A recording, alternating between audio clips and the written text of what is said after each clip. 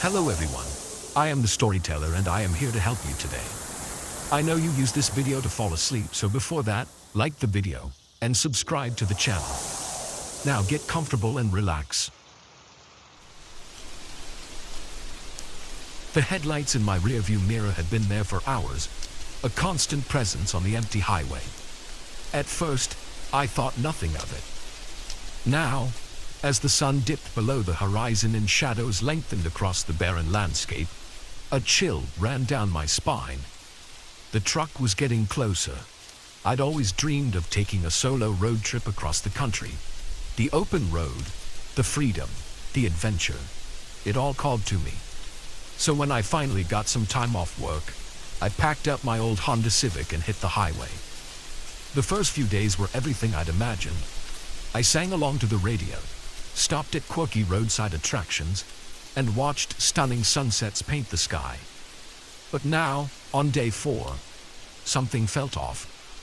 I'd been driving through the desert for hours. The monotonous landscape broken only by the occasional cactus or weathered rock formation. The solitude that had felt so freeing before now seemed oppressive. I glanced at my rearview mirror again. The truck was still there, a dark silhouette against the fading light. It had appeared behind me shortly after I'd stopped for gas at a small town about 100 miles back. At first, I barely noticed it. Plenty of people travel these roads, I told myself. But as the miles ticked by and no other cars passed us, unease began to gnaw at my gut. I pressed my foot harder on the accelerator, watching the speedometer creep up.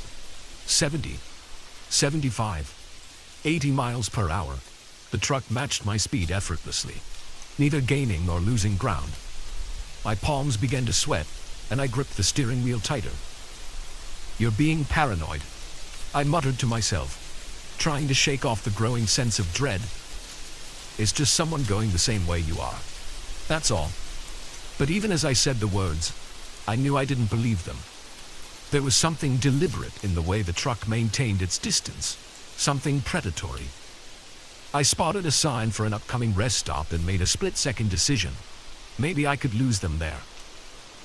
I flicked on my turn signal and took the exit, my heart pounding as I watched the rearview mirror. The truck followed. The rest stop was little more than a parking lot with a small building housing restrooms and vending machines. A couple of semi-trucks were parked in the far corner, their drivers likely catching some sleep. I pulled into a spot near the building, under the harsh glow of a flickering streetlight. The truck rumbled into the lot behind me, circling around before parking a few spaces away. I sat frozen in my seat, engine idling, as I watched the driver's door open in my side mirror. A man stepped out, tall and broad-shouldered. In the dim light, I couldn't make out his features, but I could feel his eyes on me. He stood there for a moment, then started walking towards my car. Panic surged through me. I threw the car into reverse and peeled out of the parking spot, tires squealing. In my rearview mirror, I saw the man break into a run, heading back to his truck. I shot out of the rest stop and back onto the highway, my breath coming in short gasps. The truck's engine roared to life behind me, headlights blazing as it gave chase. "Oh God, oh God, oh God," I chanted, pushing my little Civic as fast as it would go. The needle on the speedometer crept past 90, then 100. The truck kept pace, growing larger in my mirror. My mind raced. What did this person want? Why were they following me? I fumbled for my phone with one hand, keeping the other white-knuckled on the wheel. No signal. Of course, I was in the middle of nowhere. The truck was getting closer now, its grille filling my rearview mirror. I could see the driver now, a dark shape behind the windshield. My car shuddered as we passed 110 miles per hour. Suddenly, the truck swerved into the left lane. My breath caught in my throat as it pulled up alongside me. I risked a glance over and immediately wished I hadn't. The driver was staring right at me, a twisted grin visible even in the darkness. He revved his engine and swerved towards me. I jerked the wheel, nearly running off the road as I dodged the much larger vehicle. Heart pounding, I searched desperately for an escape route. Up ahead, I spotted a turnoff. Without thinking, I yanked the wheel hard to the right. My tires screeched in protest as I flew down the exit ramp, narrowly missing the guardrail. The new road was narrower, winding through rocky hills. I took the curves as fast as I dared, praying I wouldn't lose control. In my mirror, I saw the truck's headlights swing wide as it took the turn too fast, buying me a few precious seconds. I pushed my car to its limits, taking each turn faster than the last. The engine whined in protest, but I couldn't slow down. Not now. Trees whipped by in a dark blur. I had no idea where this road led, but anywhere was better than being run down on the highway. After what felt like hours, but was probably only minutes, I spotted lights up ahead. A town. I nearly cried with relief. Surely I'd be safe there. I could find a police station, or at least somewhere public to hide. As I got closer, though, my heart sank. It wasn't a town at all, but some kind of large gated property. A sign flashed by too quickly for me to read. Some kind of factory, maybe. I slammed on my brakes as I approached the gate, skidding to a stop just short of the heavy metal bars. A small guardhouse stood to one side, but it was dark and empty. No, I muttered, looking around frantically. The gate was my only hope of safety. But how could I get through? The sound of an engine gunning in the distance spurred me into action. I leapt out of my car and ran to the guardhouse, praying I'd find some way to open the gate. A button, a switch, anything. I'd barely reached the small building when headlights illuminated the area, accompanied by the roar of a powerful engine. The truck had found me. Time seemed to slow as I watched it barrel down the road towards me. In that moment, I knew with terrifying certainty that he wasn't going to stop. He was going to ram right through my car, the gate, and me. Pure instinct took over. I dove to the side, rolling into a ditch just as the truck slammed into my poor Civic. The sound of crunching metal and breaking glass filled the air. The force of the impact shoved my car into the gate, which groaned but held firm. I lay there in the dirt, ears ringing, too stunned to move. The truck's engine was still running, filling the night with its menacing rumble. Then I heard a car door open and heavy footsteps approaching. "Come on out, sweetheart," a gravelly voice called. "No need to hide. I just want to talk." Fear jolted through me like an electric shock. I scrambled deeper into the ditch, trying to make myself as small as possible. The footsteps grew closer, accompanied by an eerie whistle. "Don't make this harder than it needs to be," the man said, his tone conversational, as if we were old friends. "I've been watching you for days, waiting for the right moment. You're a cautious one, I'll give you that. But everyone lets their guard down eventually." My blood ran cold. Days. Had he been following me this whole time? Memories flashed through my mind. A truck I'd noticed at a few gas stations. A man watching me in a diner mirror. Oh God, how had I not realized? I needed to run, to get away. But terror kept me frozen in place. The footsteps stopped right above me. I could see the man's boots at the edge of the ditch, inches from my face. "Found you," he said softly. A hand reached down, grabbing my arm in an iron grip. I screamed, thrashing wildly as he dragged me up the slope. In the moonlight, I could finally see his face, weathered, with cold eyes and a cruel smile. "Let me go," I yelled, kicking and clawing at him. But he was so much stronger, effortlessly holding me at arm's length as I struggled. "Feisty," he chuckled. "I like that. Makes things more interesting." He started dragging me towards the truck, and I knew with sickening certainty that if he got me inside, I was done for. Desperation gave me strength. I twisted in his grasp and sank my teeth into his arm as hard as I could. He yelled in pain and surprise, and his grip loosening just enough. I wrenched free and ran, not towards the road, but towards the gate. My fingers scrabbled at the metal bars as I tried to find a handhold, any way to climb over. I'd barely gotten a few feet up when I felt hands grabbing at my legs trying to pull me down. I kicked back blindly, feeling a surge of vicious satisfaction when my foot connected with something solid. The man grunted in pain, adrenaline surging. I climbed faster than I'd ever thought possible. Barbed wire at the top of the fence bit into my hands. but I barely felt it. I threw myself over the top and fell hard on the other side, the impact knocking the wind out of me. I lay there gasping, ears straining for any sound of pursuit. But there was nothing. No footsteps, no engine starting up, just the sound of my own ragged breathing. Slowly, painfully, I pushed myself to my feet. Through the bars of the gate, I could see the man standing by his truck. He wasn't trying to follow. He just stood there, watching me with those cold eyes. "Better run, little rabbit," he called out, his voice echoing in the night. "I'll be seeing you again real soon." Then he got into his truck and drove away, taillights disappearing into the darkness. I sank to my knees, body shaking with delayed shock and terror. I was alive. I had escaped. But the nightmare was far from over. As I sat there, bleeding and bruised on the wrong side of a fence in the middle of nowhere, one thought kept running through my mind. How long until he came back to finish what he'd started?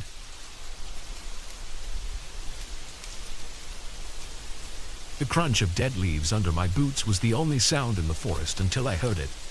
A distant, haunting whisper that made my blood run cold. I froze, straining my ears, but the whisper didn't come again.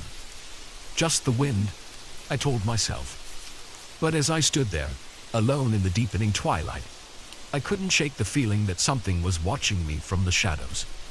I'd always loved hiking, the thrill of exploring nature and pushing my limits. This trail in the Appalachians was supposed to be my biggest challenge yet. A week-long solo trek through some of the most remote wilderness on the East Coast. I'd prepared for months, studying maps, upgrading my gear, and getting into the best shape of my life. What I hadn't prepared for was the soul-crushing loneliness. 3 days in, and I hadn't seen another human being since I'd left the trailhead. The isolation that had seemed so appealing when I planned this trip now felt oppressive. Every snapping twig made me jump. Every shadow seemed to move. I shook my head, trying to clear the paranoid thoughts. "Get it together, Mike," I muttered to myself. "You wanted solitude, remember?" Hitching my backpack higher on my shoulders, I pressed on. The trail wound deeper into the forest, the trees growing denser and blocking out what little remained of the fading daylight. I clicked on my headlamp, the narrow beam barely penetrating the gloom ahead. That's when I saw it. A flicker of light through the trees, so faint I thought I'd imagined it. I blinked, and it was gone. But no, there it was again. A warm, yellow glow, like a candle in a window. My heart raced. A cabin. Out here. It wasn't on any of my maps, Mo, but the promise of shelter and maybe even company was too tempting to ignore. I veered off the trail, pushing through thick underbrush towards the light. As I got closer, the cabin came into view. It was old. Really old. The log walls were weathered gray, the roof sagging under the weight of years. But there was definitely a light in the window, wavering like a candle flame. I approached cautiously, leaves crunching under my feet. The porch creaked ominously as I stepped onto it. I raised my hand to knock, then hesitated. Something felt off. The hairs on the back of my neck stood up, and that feeling of being watched returned stronger than ever. Before I could talk myself out of it, I tried the door handle. It turned easily, and the door swung open with a long, eerie creak. "Hello," I called out, poking my head inside. "Anyone home?" Silence answered me. The interior was a single room, dimly lit by a lantern on a rickety table. Dust covered every surface, and cobwebs hung in the corners. It looked like no one had been here in years. And yet, the lantern was lit. And there, on the table beside it, was a steaming mug of what smelled like coffee. My breath caught in my throat. Someone had been here, and recently, but where were they now? I should have left. Every instinct screamed at me to turn around and get back on the trail. But exhaustion and curiosity won out. I stepped inside, letting my backpack slip to the floor. The coffee smell was intoxicating after days of nothing but trail mix and protein bars. I picked up the mug, feeling its warmth seep into my cold fingers. It couldn't hurt to take just one sip, could it? I raised the mug to my lips, then froze. There, on the far wall, was a corkboard covered in photos. Dozens of them, all of hikers on the trail. And in every single one, barely noticeable unless you were looking for it, was a dark figure lurking in the background. The mug slipped from my nerveless fingers, shattering on the floor. I stumbled backwards, my heart pounding so hard I thought it might burst from my chest. That's when I heard it. Footsteps, slow and deliberate, coming up the porch steps. Panic seized me. I looked around wildly for a place to hide, but the cabin was too small, too open. The footsteps drew closer, each creak of the porch boards like a gunshot in the silence. There was a small window on the far wall. Without thinking, I lunged for it, yanking it open and squeezing through just as the door began to open. I tumbled to the ground outside, leaves cushioning my fall. For a moment, I lay there, too terrified to move. I could hear movement inside the cabin, slow and methodical. Then a voice, low and gravelly, sent chills down my spine. "I know you're out there," it said. "I can smell your fear." I scrambled to my feet and ran, not caring about the noise I made crashing through the underbrush. Branches whipped at my face. Roots threatened to trip me, but I didn't slow down. I just ran, blind panic driving me deeper into the dark forest. I don't know how long I ran. It could have been minutes or hours. Eventually, I collapsed against a tree, lungs burning, legs shaking. I strained my ears, listening for any sign of pursuit, but heard nothing except the pounding of my own heart. As the adrenaline faded, rational thought began to return. I needed to get out of these woods, fast. But in my panicked flight, I'd lost all sense of direction. My backpack with all my supplies was still in the cabin. I had no food, no water, no map, just the clothes on my back and my headlamp, which chose that moment to flicker ominously. "Think, Mike, think," I muttered, trying to calm my racing thoughts. The North Star. If I could find it, I could at least figure out which direction to go. I looked up, searching for a break in the canopy. Instead, my blood turned to ice. There, not 20 feet away, was a figure standing motionless between the trees. In the dim light, I could just make out the outline of a man, tall and gaunt. I blinked, and it was gone. Just a trick of the shadows, I told myself. It had to be. But then I saw it again, closer this time. And again, on the other side. It was toying with me. A twig snapped behind me, and I whirled around. Nothing there. But when I turned back, the figure was right in front of me. I caught a glimpse of pale skin, sunken eyes, and teeth bared in a feral grin. Then it lunged. I screamed and stumbled backwards, tripping over a root and falling hard. I scrambled away on all fours, expecting at any moment to feel hands grabbing me. But when I looked back, the clearing was empty. Had I imagined it all? Was I losing my mind? A low chuckle echoed through the trees, seeming to come from everywhere at once. "Run all you want," that gravelly voice said. "You'll never leave my forest." I staggered to my feet and ran again, blind terror giving me strength I didn't know I had. I crashed through bushes, leaped over fallen logs, my only thought to get away, to find help, to wake up from this nightmare. The voice followed me, always just behind, taunting me. "I've walked these woods for centuries," it said. "Your fear feeds me, your despair sustains me." I ran until my legs gave out, collapsing in a small clearing. My lungs felt like they were on fire. I couldn't run anymore. This was it. This was how I died, alone in the woods, hunted by whatever that thing was. As I lay there, waiting for the end, a new sound cut through the night. A dog barking. Then voices, human voices, calling out. Flashlight beams swept through the trees. "Hello," I croaked, my voice hoarse. "Help, I'm over here." The voices grew closer. I heard my name being called. Park rangers. They'd been searching for me for days, ever since I'd failed to check in at my designated waypoint. As the rangers burst into the clearing, Relief flooded through me. I was safe. It was over. But as they helped me to my feet, I saw it one last time. A pale face watching from the shadows. Those sunken eyes filled with hunger and rage.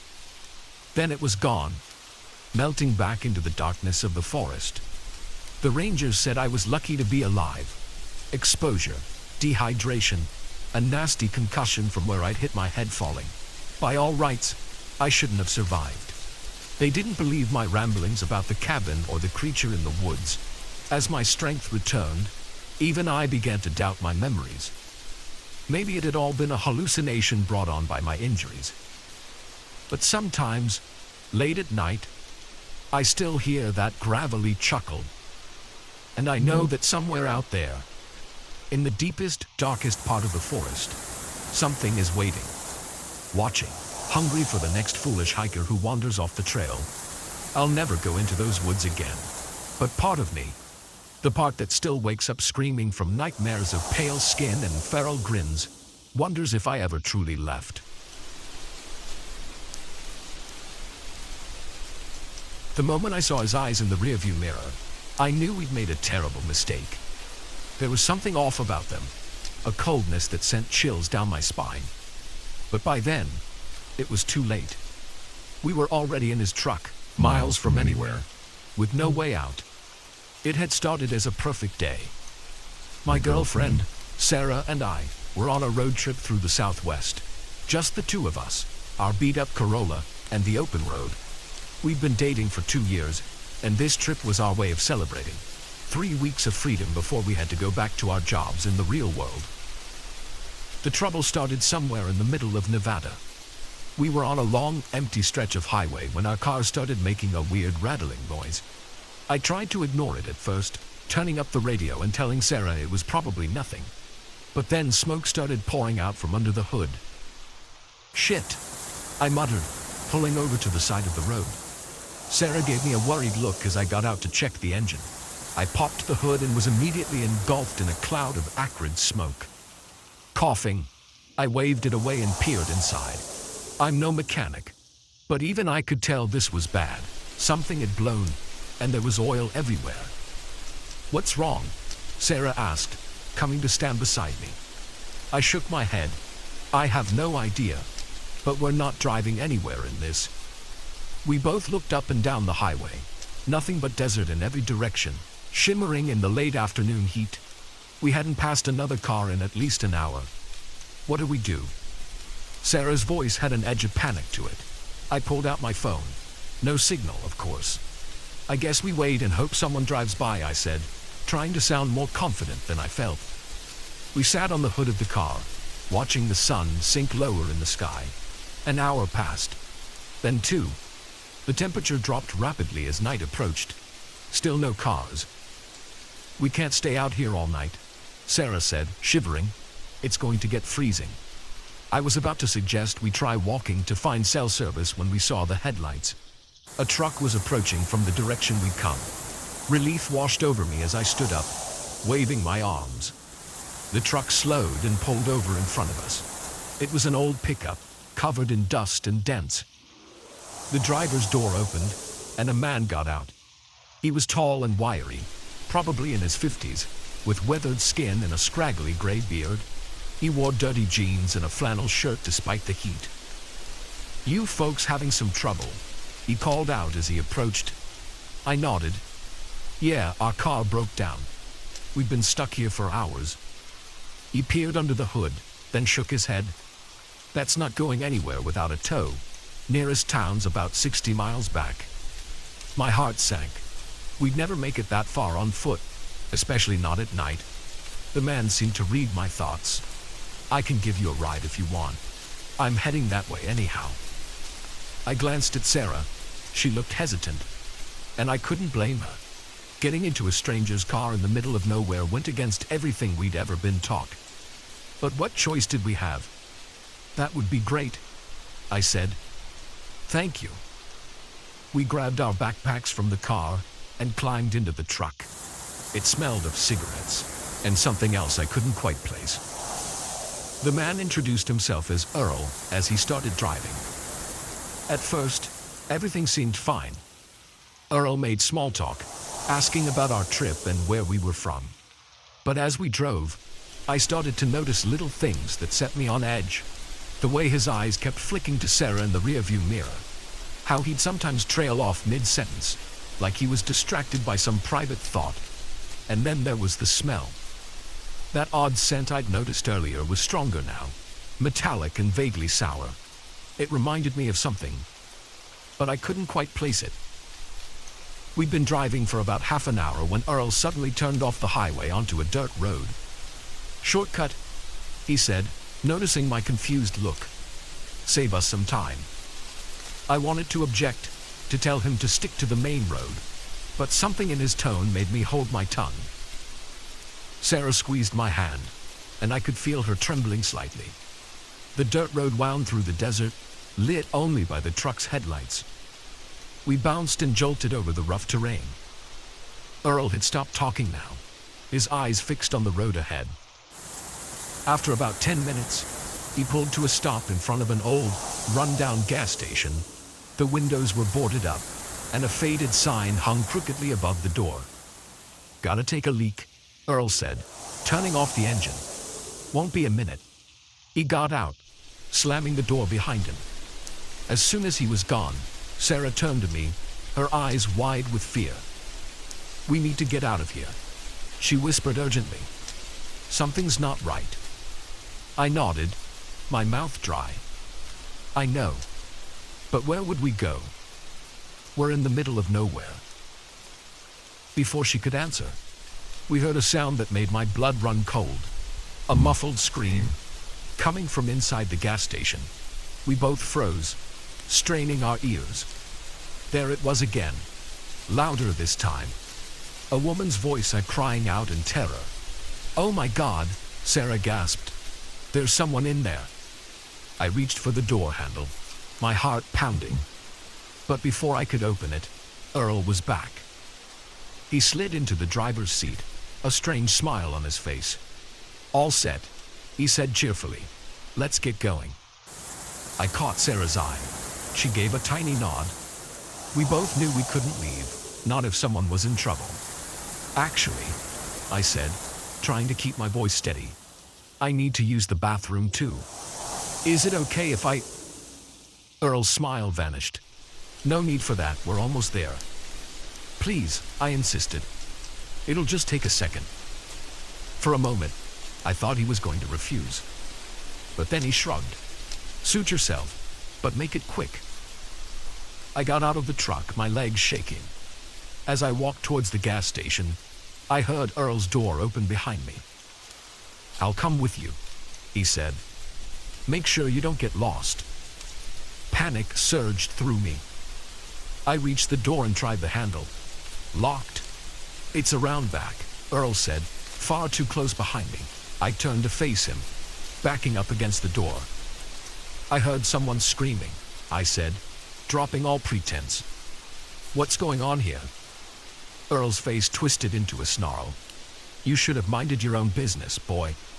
He lunged at me, faster than I would have thought possible for a man his age. I ducked, feeling his fingers graze my hair. I shoved him hard, sending him stumbling backwards, and ran. "Sarah," I yelled, "run!" I saw her jump out of the truck, her face pale with terror. Earl was right behind me, cursing and spitting. I reached Sarah and grabbed her hand, pulling her along as we sprinted into the darkness. We ran blindly, stumbling over rocks and scrub brush. I could hear Earl crashing through the desert behind us, getting closer. Sarah tripped and fell, crying out in pain. I hauled her to her feet, but those few seconds were all Earl needed. He tackled me from behind, driving me to the ground. The impact knocked the wind out of me. I struggled, trying to throw him off, but he was strong, his weight pinning me down. "Get off him," Sarah screamed. I saw her grab a rock and bring it down hard on Earl's head. He grunted in pain and rolled off me. I scrambled to my feet, gasping for air. Earl was already getting up, blood trickling down the side of his face. "You're gonna regret that," he growled. He reached into his pocket and pulled out a wicked-looking knife. The blade glinted in the moonlight as he advanced on us. Time seemed to slow down. I looked around desperately for something, anything we could use to defend ourselves. That's when I saw it, the glint of metal half buried in the sand. A pipe or a piece of rebar. I couldn't tell which, but it was something. I dove for it just as Earl lunged at Sarah. My hand closed around cold metal, and I swung without thinking. There was a sickening crunch as the pipe connected with Earl's skull. He dropped like a stone. For a moment, we just stood there panting. Earl lay motionless at our feet. I felt numb, my mind struggling to process what had just happened. Sarah's voice snapped me back to reality. "We need to go, now." I nodded, still clutching the pipe. "The gas station. We need to check." We approached the building cautiously. The back door was locked with a heavy padlock. I smashed it open with the pipe, my hands shaking. The interior was dark and musty. We found a light switch, and fluorescent bulbs flickered to life, revealing a scene out of a nightmare. The room was filled with cages, and in those cages, I won't describe what we saw. Some things are better left unsaid, but we got those people out. We called the police from the gas station's old landline. They came, along with ambulances and a whole circus of FBI agents. They told us later that Earl had been operating in the area for years, that we'd stumbled onto something bigger and darker than we could have imagined. They called us heroes. But in my dreams, I still see Earl's cold eyes in the rearview mirror. I still smell that metallic, sour scent. And I wonder how many other Earls are out there, prowling the lonely highways waiting for someone's car to break down. Sarah and I, we don't take road trips anymore. Some roads, once you've been down them, you can never go back. The darkness was absolute, suffocating. I could hear my own ragged breathing, the pounding of my heart. And then, cutting through the silence like a knife, the unmistakable sound of someone trying to pick the lock on my front door. I'd always loved thunderstorms, the raw power of nature, the way the whole world seemed to pause and hold its breath. But this storm was different. It had rolled in suddenly, fierce and unrelenting, bringing with it a blackout that plunged the entire city into darkness. At first, I hadn't been too concerned. Power outages happened, especially during storms like this. I'd lit some candles, dug out my emergency radio, and settled in to wait it out. The battery-operated radio crackled with updates. The storm had knocked out power to most of the city, and it could be hours before it was restored. As the evening wore on, I found myself growing uneasy. The silence was oppressive, broken only by the occasional rumble of thunder. I lived alone in a small apartment on the third floor of an old building. Usually, I could hear my neighbors, the hum of traffic from the street below. But now, there was nothing. I tried calling my sister, but the cell networks were down too. Cut off from the world, I felt incredibly alone. It was nearing midnight when I heard it, a faint scratching sound coming from my front door. At first, I thought it might be my neighbor's cat. It sometimes wandered the hallways, scratching at doors for attention. But as I listened, I realized this sound was different, more deliberate, methodical. Someone was trying to pick my lock. Fear gripped me, icy tendrils wrapping around my heart. I stood frozen, straining my ears. The scratching continued, punctuated by the soft click of metal on metal. My mind raced. Who would be trying to break in during a blackout? An opportunistic burglar, thinking the residents would be away, or something worse. I looked around frantically for a weapon, cursing myself for never buying that baseball bat my sister had suggested. The best I could find was a heavy flashlight. I gripped it tightly, my palms slick with sweat. The scratching stopped. For a moment, there was silence, then a soft click. The sound of my lock disengaging, panic surged through me. I had to do something, had to stop them from getting in. On shaking legs, I crept towards the door. If I could just engage the chain lock, maybe they'd give up and go away. I reached for the chain, my fingers fumbling in the dark. Just as I was about to slide it into place, the door began to open. Time seemed to slow down. I saw a hand appear in the gap, pale and thin. Without thinking, I slammed the door as hard as I could. There was a sickening crunch and a howl of pain. The hand disappeared, and I heard a thud as someone fell back into the hallway. Adrenaline coursing through me, I slammed the door shut and engaged every lock. Then I backed away, brandishing my flashlight like a club. "I've called the police," I shouted, hoping my voice didn't betray my terror. "They're on their way right now." It was a lie, of course. With the phones down, there was no way to call for help. But maybe it would be enough to scare them off. For a long moment, there was silence. Then, a voice came from the other side of the door. Low, raspy, filled with barely contained rage. "You shouldn't have done that." The words sent chills down my spine. This wasn't some random burglar. This person, whoever they were, had come for me specifically. I heard movement in the hallway, the sound of someone getting to their feet, then a thud against my door, hard enough to make it shudder in its frame. They were trying to break it down. I backed away, my mind racing. The fire escape. If I could just make it to the window, I could climb down to the street. Another thud, louder this time. The wood of the door creaked ominously. I turned and ran for the bedroom, where the fire escape was. Behind me, I heard the splintering of wood. They were getting through. I reached the window and yanked it open, cold rain lashing my face. I climbed out onto the metal grating of the fire escape, the wind buffeting me as I began to descend.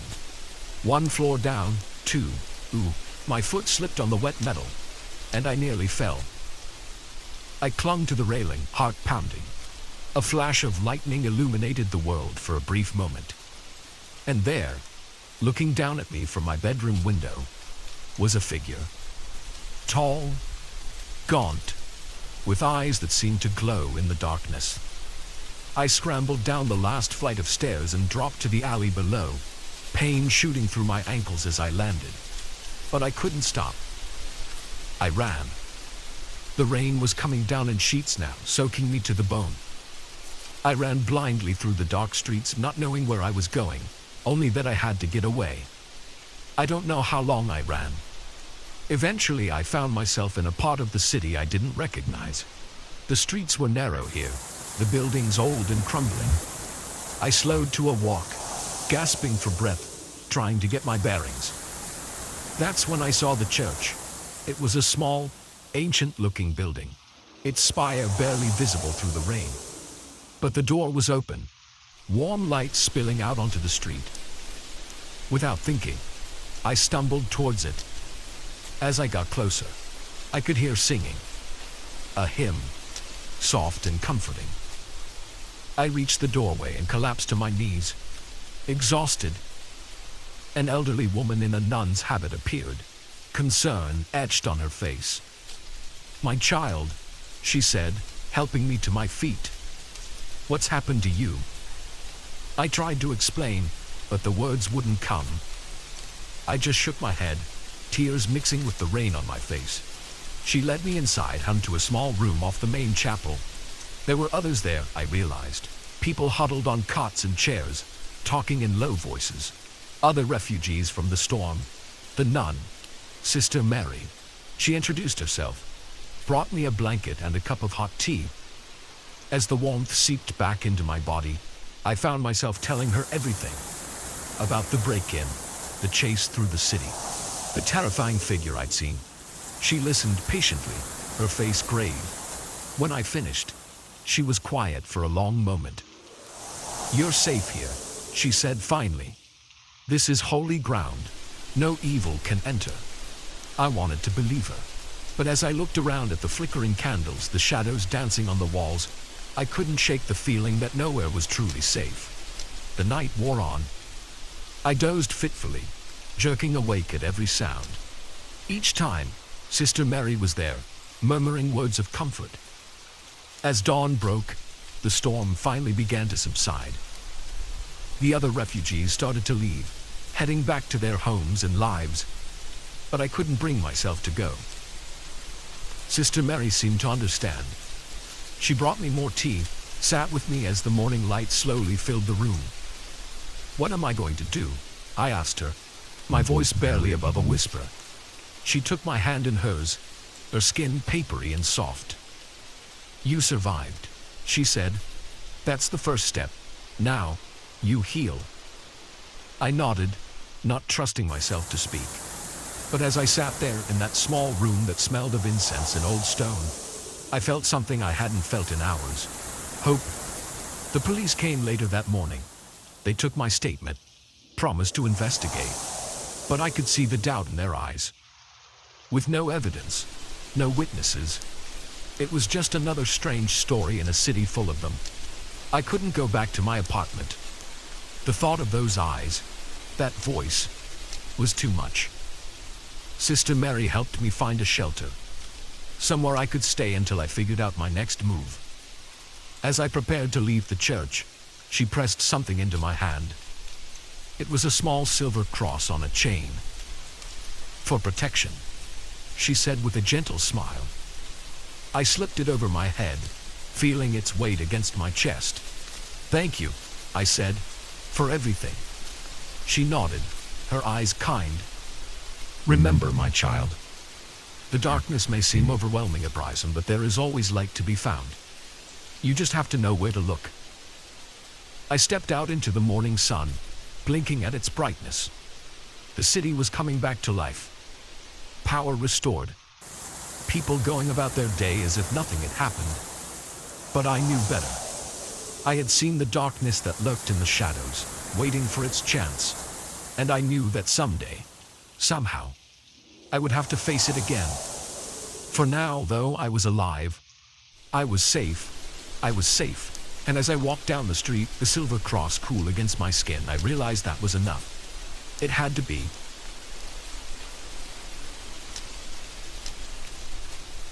The first shotgun blast nearly took my head off. It whistled past my ear, shattering the calm of the forest and sending birds scattering into the sky. In that moment, I realized our quiet camping trip had just become a fight for survival. It was supposed to be a relaxing weekend getaway. My friends and I had been planning this camping trip for months, eager to escape the chaos of city life and reconnect with nature. There were 4 of us: me, my best friend Jake, his girlfriend Sarah, and our mutual friend Mike. We'd found a spot deep in the national forest, far from the usual campgrounds and hiking trails, the kind of place where you could really feel alone in the wilderness. The drive out had been full of laughter and excitement. We sang along to old road trip playlists, stopped at quirky roadside attractions, and marveled at the changing landscape as urban sprawl gave way to rolling hills and dense forests. We arrived at our campsite late Friday afternoon. It was perfect, a small clearing near a babbling brook, surrounded by towering pines. We set up our tents, gathered firewood, and settled in for what we thought would be a peaceful evening under the stars. That first night was everything we'd hoped for. We roasted marshmallows, told ghost stories, and stayed up late talking and laughing. The air was crisp and clean, filled with the sounds of crickets and the occasional hoot of an owl. I remember thinking how lucky we were to have found such an untouched piece of paradise. Saturday morning, we woke up early, eager to explore. After a quick breakfast of instant oatmeal and camp coffee, we set off on a hike. The trail was rough and overgrown, clearly not used much, but that only added to the sense of adventure. We spent hours wandering through the woods, marveling at hidden waterfalls and spotting wildlife. It was on our way back to camp that things started to feel off. I noticed it first, a stillness in the air, like the forest was holding its breath. The birds had gone quiet, and even the wind seemed to have died down. "Guys," I said, stopping in my tracks. "Do you hear that?" Jake looked at me, confused. "Hear what?" "Exactly," I replied. "Nothing. It's too quiet." As if on cue, a twig snapped somewhere in the underbrush. We all whirled towards the sound, but there was nothing there. Just shadows and leaves. It's probably just a deer, Sarah said, but her voice was tense. We picked up our pace, suddenly eager to get back to the relative safety of our campsite. As we walked, I couldn't shake the feeling that we were being watched. Every rustle of leaves, every shadow, seemed to hide potential threats. We burst into our clearing, half expecting to find our camp ransacked by bears or other wildlife, but everything was exactly as we'd left it. We all let out a collective sigh of relief. "See," Mike said, forcing a laugh. We were worried over nothing, but our relief was short-lived. As we started to prepare dinner, we heard the sound of an engine in the distance. It grew louder, accompanied by the crunch of tires on gravel. Someone was coming down the old logging road that led to our campsite. A battered pickup truck burst into the clearing, skidding to a stop in a cloud of dust. 3 men got out, all of them burly and bearded, wearing dirty flannel shirts and camo pants. They looked like something out of Deliverance, and my stomach dropped as I realized we were in trouble. The oldest of the 3, a grizzled man with a scar running down his cheek, stepped forward. Well, he drawled. "What do we have here?" Jake, always the diplomat, tried to defuse the situation. "Hey there," he said, forcing a smile. "We're just camping for the weekend. Is this your land? We didn't mean to trespass if it is." The man's eyes narrowed. "This ain't your land, city boy. This here's our hunting grounds. Has been for generations." I glanced at the others, seeing my own fear reflected in their eyes. We were miles from anywhere, with no cell service. If these men decided to cause trouble, there was no one around to help us.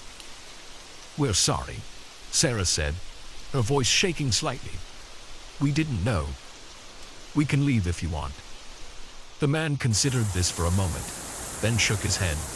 "Nah, you folks ain't going nowhere. Not till we decide what to do with you." That's when I noticed the guns. Each of the men had a rifle slung over their shoulder, and the leader had a shotgun in his hands. My blood ran cold as I realized just how bad our situation was. The next few hours were a nightmare. The men made us sit around our campfire while they ransacked our tents, helping themselves to our food and beer.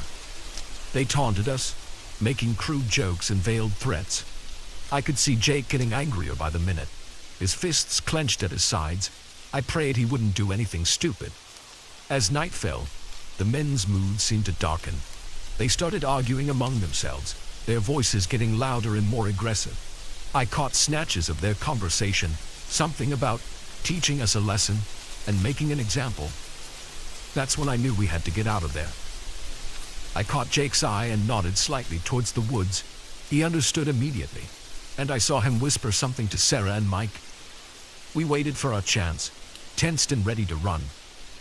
It came when the youngest of the men stumbled away from the fire to relieve himself. In that moment of distraction, we bolted. We crashed through the underbrush, branches whipping at our faces as we ran. Behind us I heard shouts of anger, then the sound that will haunt my nightmares forever, the boom of a shotgun. The blast missed us, but only just. I felt the wind of its passage, heard the pellets tearing through leaves inches from my head. We ran harder, pure adrenaline driving us forward. The men were right behind us, crashing through the woods like angry bears.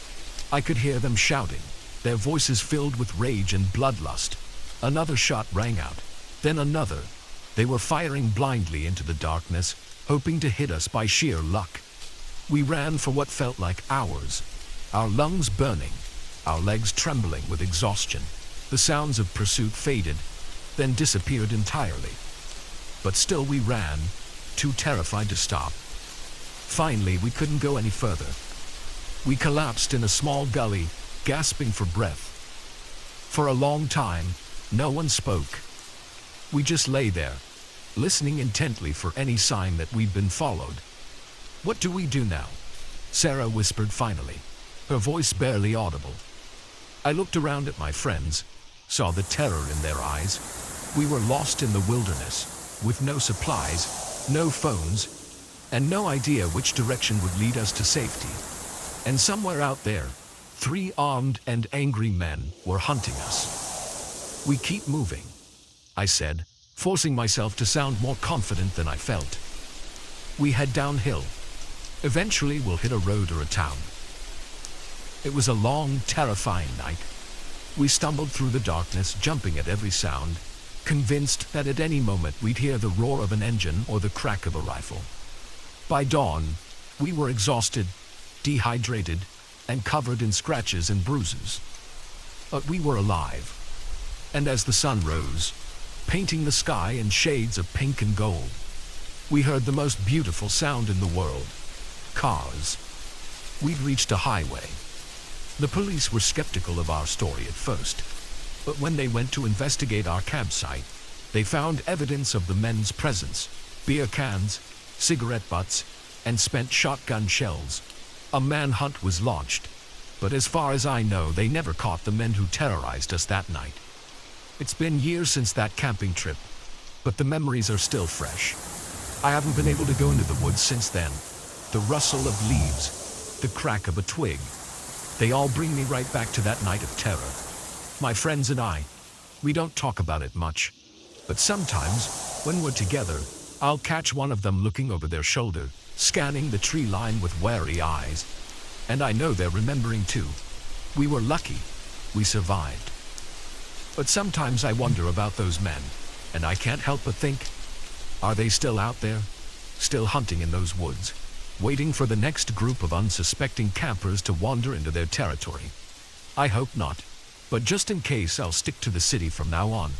Some wilderness, I've learned, is better left unexplored.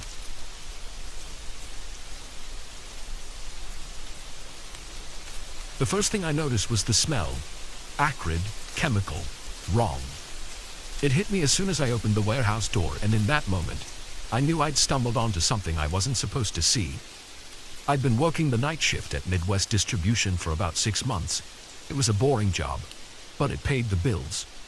Every night from 10 p.m. to 6 a.m., I'd patrol the massive warehouse complex, making sure everything was secure. Nothing ever happened. Until that night. It was a Tuesday, just after midnight. I was making my usual rounds, flashlight in hand, shoes echoing on the concrete floor. The warehouse was huge, filled with rows upon rows of shelves stacked high with boxes and pallets. During the day, it was a hive of activity. But at night, it was eerily silent. I'd just finished checking the east wing when I noticed something odd. A faint light coming from under the door of Storage Unit 17. That unit had been empty for months, or so I thought. Curious, I approached the door, my hand instinctively going to the radio at my belt. The smell hit me as soon as I cracked the door open. It was like nothing I'd ever encountered before. A mix of ammonia, bleach, and something else I couldn't identify. My eyes watered, and I had to stifle a cough. Blinking away tears, I shone my flashlight into the unit. What I saw made my blood run cold. The space was filled with makeshift tables, each covered in beakers, tubes, and other equipment I vaguely recognized from high school chemistry. In the center of it all was a large apparatus that looked like something out of a sci-fi movie, bubbling and hissing ominously. It didn't take a genius to figure out what I was looking at. A drug lab, and a big one at that. My mind raced. How long had this been here? Who was behind it? And most importantly, what the hell was I supposed to do now? I knew I should call the police immediately, but something held me back. This was way bigger than some small-time operation. The scale, the sophistication of the equipment. This had to be the work of a major criminal organization. And if they could set up a lab right under our noses, who knew how deep their influence ran?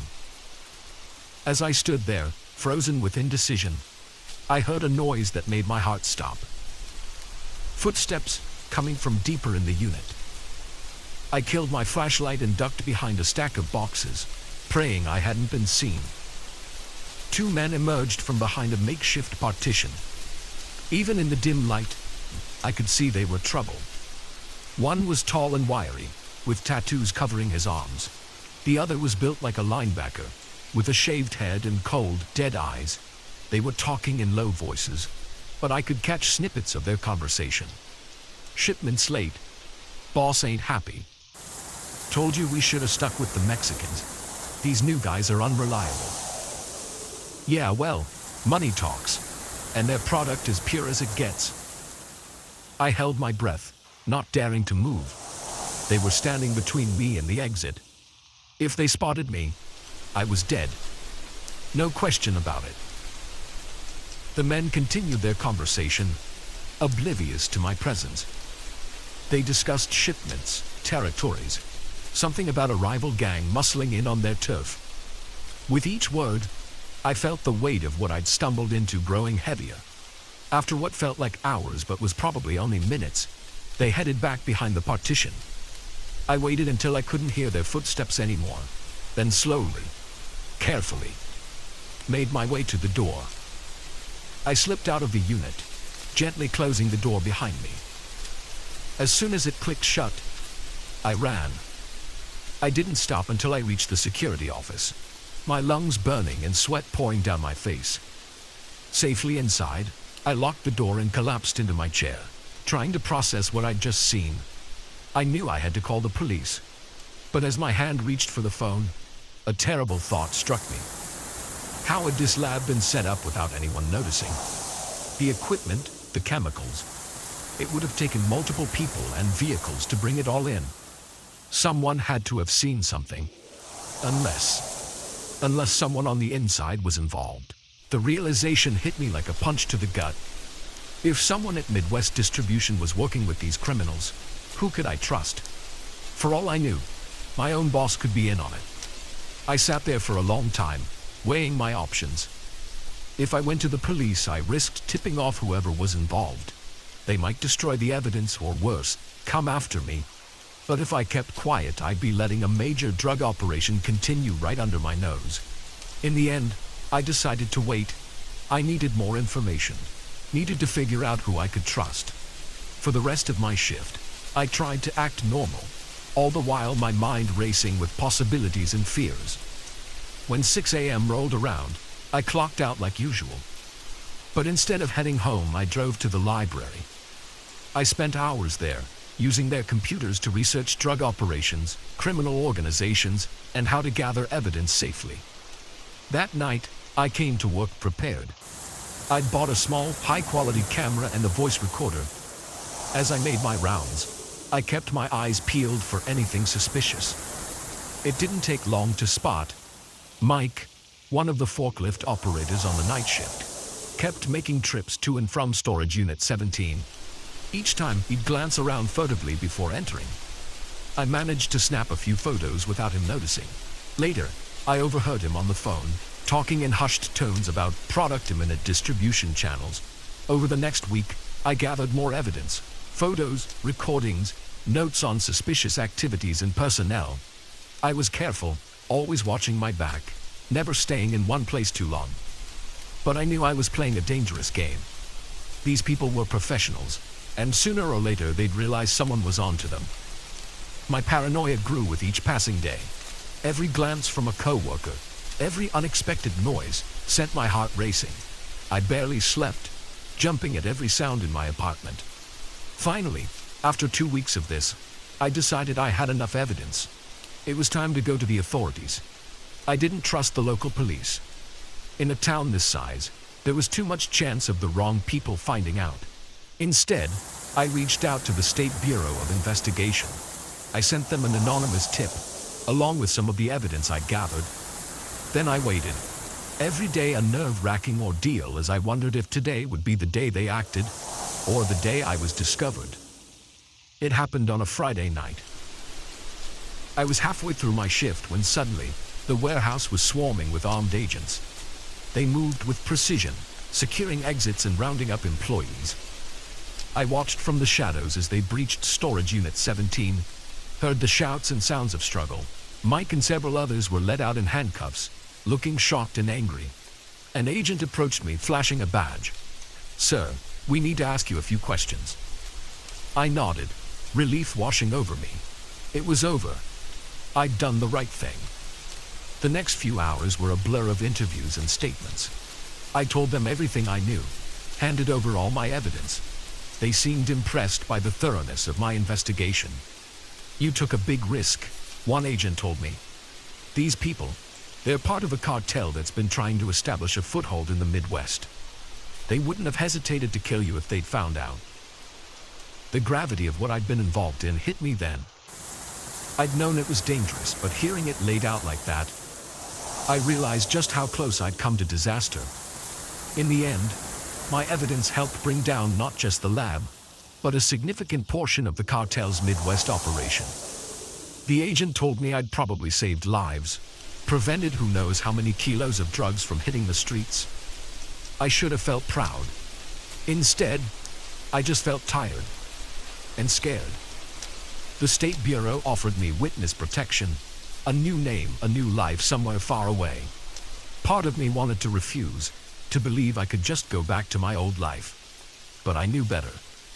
The cartel would be looking for whoever had betrayed them, and they had a long memory and a longer reach. So I said yes, left behind everything and everyone I knew. It wasn't easy starting over. There are days I miss my old life terribly. But then I think about that night in the warehouse. The acrid smell, the bubbling chemicals. I think about the lives that might have been ruined by the drugs produced there. And I know I made the right choice. Sometimes, doing the right thing comes at a cost, but it's a cost worth paying. Now, I live in a small town on the West Coast. I have a new job, new friends. To them, I'm just another face in the crowd. They don't know about my past, about the night that changed everything. But sometimes, when I catch a certain scent on the wind, chemical, acrid, wrong, I'm right back there in that warehouse.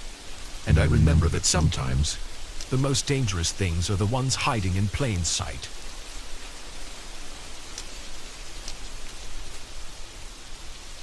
The moment I saw their eyes, I knew I'd made a terrible mistake. Cold, empty, devoid of any warmth or humanity. In that instant, I realized these weren't the friendly locals they'd pretended to be.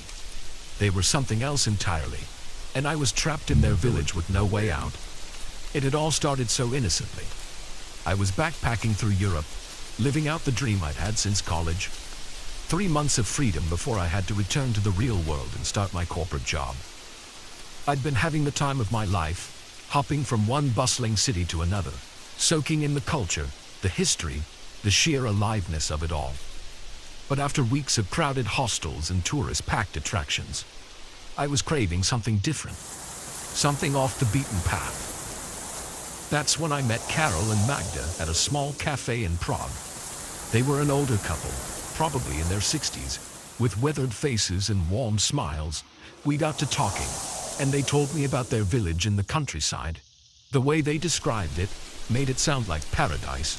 Quaint houses, rolling hills, a simpler way of life untouched by the modern world. You should visit, Magda said, her eyes twinkling. We don't get many tourists. It would be a real Czech experience. It sounded perfect. A chance to see the real Czech Republic, away from the tourist traps. When they offered me a ride, I didn't hesitate. The drive took several hours, taking us further and further from the city. The landscape changed, becoming more rural, more rugged. We passed through small towns, then nothing but forests and fields. I lost cell service about an hour in, but I wasn't concerned. I was too excited about the adventure ahead. As we drove, Carol and Magda told me stories about their village, its history, its traditions. They spoke with such pride, such love for their home. It made me even more eager to see it for myself. The sun was setting when we finally arrived. At first glance, it was everything they'd promised. Picturesque houses with red-tiled roofs, a small square with a centuries-old church, chickens pecking in front yards and the smell of wood smoke in the air. Carol and Magda introduced me to some of the villagers who were out and about. Everyone seemed friendly, welcoming. They invited me to stay in the village's only guest house, a cozy building that looked like it was straight out of a fairy tale. That first night, I joined Carol and Magda for dinner at the local pub. The food was hearty and delicious, the beer was excellent, and the atmosphere was lively. Villagers kept coming up to our table, curious about the American visitor. They asked me questions about my travels, about life in the States. I felt like a minor celebrity. As the night wore on and the beer flowed freely, I found myself promising to stay for a few days. Why not? I had the time. And this seemed like the authentic experience I'd been looking for. The next morning, I woke up feeling refreshed and excited to explore. I spent the day wandering the village, chatting with locals, even helping out with some farm work. Everyone was so friendly, so eager to share their way of life with me. But as the day progressed, I started to notice little things that seemed off. The way conversations would stop abruptly when I approached, the furtive glances some villagers would exchange. And there was something about their smiles that didn't quite reach their eyes. I tried to shake off these feelings, telling myself I was just being paranoid. These people had welcomed me with open arms. I was just experiencing culture shock, that's all. That night, there was a festival in the village square. Music, dancing, more of that excellent beer. I let myself get caught up in the festivities, pushing my unease to the back of my mind. It wasn't until I tried to leave that I realized something was very, very wrong. Leave, Carol said, his smile not wavering. But you've only just arrived. You must stay longer. I laughed it off, saying I'd love to, but I had a schedule to keep. That's when I saw it. The flash of something cold and hard in his eyes. It was gone in an instant, replaced by his usual warm expression, but it sent a chill down my spine. I insist, he said, his hand gripping my arm just a little too tightly. We have so much more to show you. I looked around, suddenly aware of how the villagers had gathered around us. Their faces were still smiling, but their eyes... God. Their eyes. They were watching me with a hunger that made my blood run cold. I stammered out an excuse and hurried back to the guest house, my heart pounding. Something was very wrong here and I needed to get out. Now, but when I tried to leave the next morning, I found the road out of town blocked. Construction, they said. It would be cleared in a day or two. And wasn't I enjoying my stay? Why was I in such a rush to leave? I spent the next few days in a state of increasing panic. Every attempt to leave was thwarted. My phone still had no signal, and I couldn't find a working landline anywhere in the village. The villagers were always around, always watching, always smiling those empty smiles. I tried to play along, to pretend everything was fine while I looked for a way out. But it was becoming clear that they knew exactly what I was doing. The pretense of friendliness was wearing thin. It all came to a head on the 5th night. There was another festival, this one different from the others. The villagers wore strange masks and chanted in a language I didn't understand. I watched from my window, terror gripping me as I realized this might be my last chance to escape. I waited until the festival was in full swing, then slipped out the back of the guest house. I had a vague idea of which direction the main road was in. If I could just make it to the forest, maybe I could lose them, find my way to another town. I made it to the edge of the village before I heard the shouts. They'd spotted me. I ran, branches whipping my face as I plunged into the darkness of the forest. Behind me, I could hear them coming. Dozens of them, their chants turning to howls that didn't sound entirely human. I ran until my lungs burned and my legs felt like lead. But they were always behind me, getting closer. I could hear them crashing through the underbrush, calling out to each other in that strange language. Just when I thought I couldn't go on, I saw lights ahead. A highway. I burst out of the tree line, waving my arms frantically at the approaching headlights. The car screeched to a halt, and I practically threw myself at the driver's door. Please, I gasped, help me. They're coming. The driver, an older man, took one look at my wild eyes and torn clothes and unlocked the door. I scrambled in just as the first of the villagers emerged from the forest. As we sped away, I looked back. They were standing at the edge of the road, watching us go. Even from a distance, I could see their eyes gleaming in the darkness. I never found out what they wanted with me, why they were so determined to keep me there. Part of me doesn't want to know. The police didn't believe my story. How could they? It sounded insane even to me. They found the village, of course, but it was abandoned. No sign of Carol or Magda or any of the others, just empty houses and an old church. Sometimes I wonder if it really happened, if maybe I imagined it all, some kind of nervous breakdown brought on by stress and culture shock. But then I'll catch a glimpse of someone on the street, an older couple perhaps, with weathered faces and warm smiles. And for a moment, I'll see those eyes again, cold, empty, hungry. And I'll remember that sometimes, the most dangerous places are the ones that seem the most welcoming. That evil can wear a friendly face, and that some villages are best left undiscovered. I don't travel much anymore. The world suddenly seems a lot smaller, a lot darker. But sometimes, late at night, I find myself looking at maps of Eastern Europe, searching for a village that doesn't exist, and wondering what might have happened if I'd stayed just one more day.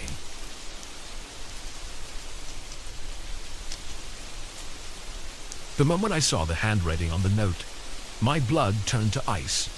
It was the same messy scrawl that had been appearing on our doorstep for weeks. But this time, the message wasn't outside. It was on my bedroom mirror, written in what looked horribly like blood. I see you when you sleep. We'd moved to the old farmhouse 3 months ago. My wife, Sarah, and I had been dreaming of escaping the city for years. When we found this place, 20 acres of land, a charming 19th century house, all for a price that seemed too good to be true, we jumped at the chance. We should have known better. The first few weeks were idyllic. We spent our days fixing up the house, exploring the overgrown fields, and marveling at the silence. No car horns, no sirens, just the wind in the trees and the occasional moo from our neighbors' cows. At night, the stars were so bright it took my breath away. But then the notes started appearing. The first one was innocuous enough. A piece of paper tucked under our welcome mat. Nice house. We assumed it was from a neighbor, though the handwriting was odd, jagged and messy, like a child's. A few days later, another note appeared on our porch swing. You should lock your doors at night. This one gave us pause. We always locked our doors. I double-checked every lock that night, an uneasy feeling settling in my stomach. The notes kept coming, appearing in increasingly impossible places. Under a flower pot on our second-story balcony, pinned to a tree at the far end of our property, tucked into the frame of our bedroom window. On the inside, each message was more disturbing than the last. I like watching you. Your wife looks pretty when she sleeps. Soon, we called the police and of course, they came out, took a report, but found nothing. No fingerprints, no footprints, no signs of how anyone could have gotten into our locked house. They chalked it up to a prankster, told us to install some security cameras. We did more than that. I bought every security device I could find, cameras, motion sensors, alarms on every door and window. I installed floodlights that covered every inch of our property.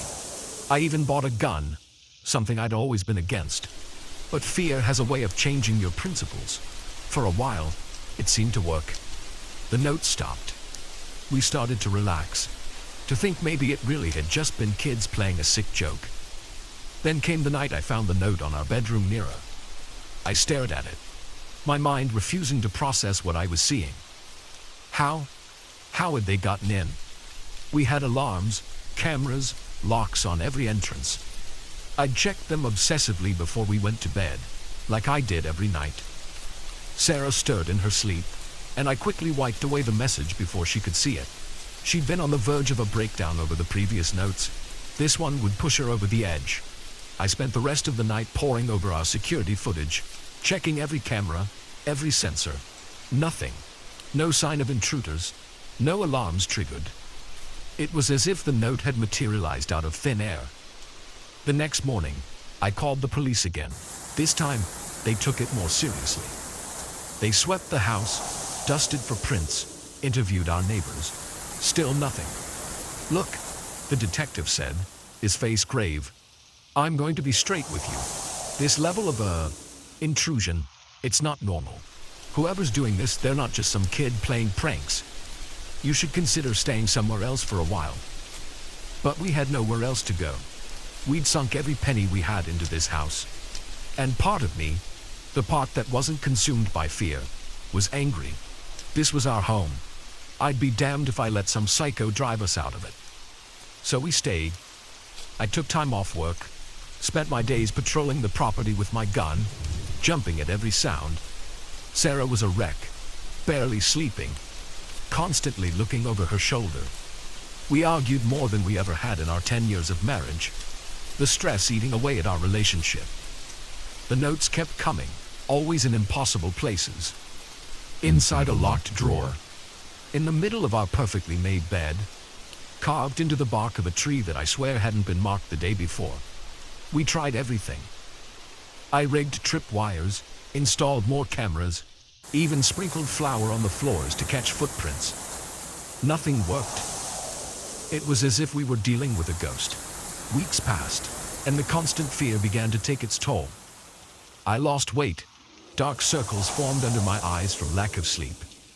Sarah started talking about seeing shadows out of the corner of her eye, hearing whispers in empty rooms. I worried she was losing her grip on reality.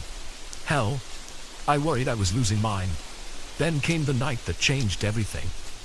I woke up to the sound of Sarah screaming. I bolted upright, fumbling for the gun I now kept on my nightstand. In the dim light, I saw a figure standing at the foot of our bed. Tall, unnaturally thin, with limbs that seemed too long for its body. I raised the gun, my hand shaking so bad I could barely aim. "Get out," I yelled, trying to sound braver than I felt. "Get out or I'll shoot." The figure turned, slowly, and I felt my heart stop. Its face, God, its face. It was like nothing I'd ever seen before. Pale, almost translucent skin stretched tight over an elongated skull. Eyes that were too big, too black, and its mouth, a lipless gash that split its face in a grotesque parody of a smile. I fired. The gunshot was deafening in the small room. The figure jerked as the bullet hit it, but it didn't fall. Instead, it laughed, a high, keening sound that made my skin crawl. Then it was on me, moving faster than anything I'd ever seen. I felt claws, yes, claws, raking across my chest. I screamed, firing wildly, but it was like trying to shoot smoke. Sarah was still screaming, but it sounded far away. Everything was far away except the pain in those terrible black eyes boring into mine. I don't know how long the attack lasted. It felt like hours, but it must have been only moments. Suddenly, the weight was gone. I blinked, trying to clear my vision. The thing was standing by the window now, silhouetted against the night sky.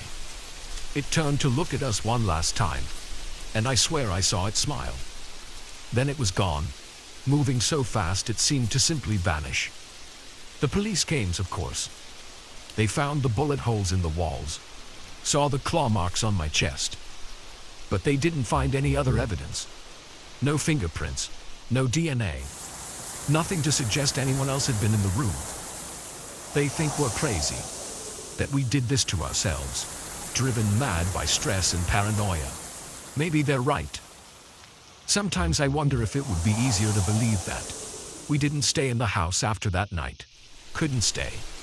We packed what we could carry and left the next morning, abandoning everything else. We move around a lot now, never staying in one place for too long. Hotels, motels, short-term rentals, always looking over our shoulders, always waiting for the next note to appear. Because they do still appear. Not as often, but enough to remind us that it's still out there. Still watching, still waiting. I don't know what it is, some kind of monster, a demon, a ghost. Does it even matter? All I know is that it's real, and it's not done with us. Sometimes, late at night, I think I see a tall, thin shadow outside our window, or catch a glimpse of unnaturally black eyes in a crowd. And I wonder how long we can keep running. How long before it decides to do more than just watch. If you're reading this, take my advice. If you find a house that seems too good to be true, it probably is. And if you start finding notes from someone who can't possibly be there, run, run. And don't look back. Because some things, once they start watching you, never stop. And you don't want to find out what happens when they decide watching isn't enough anymore.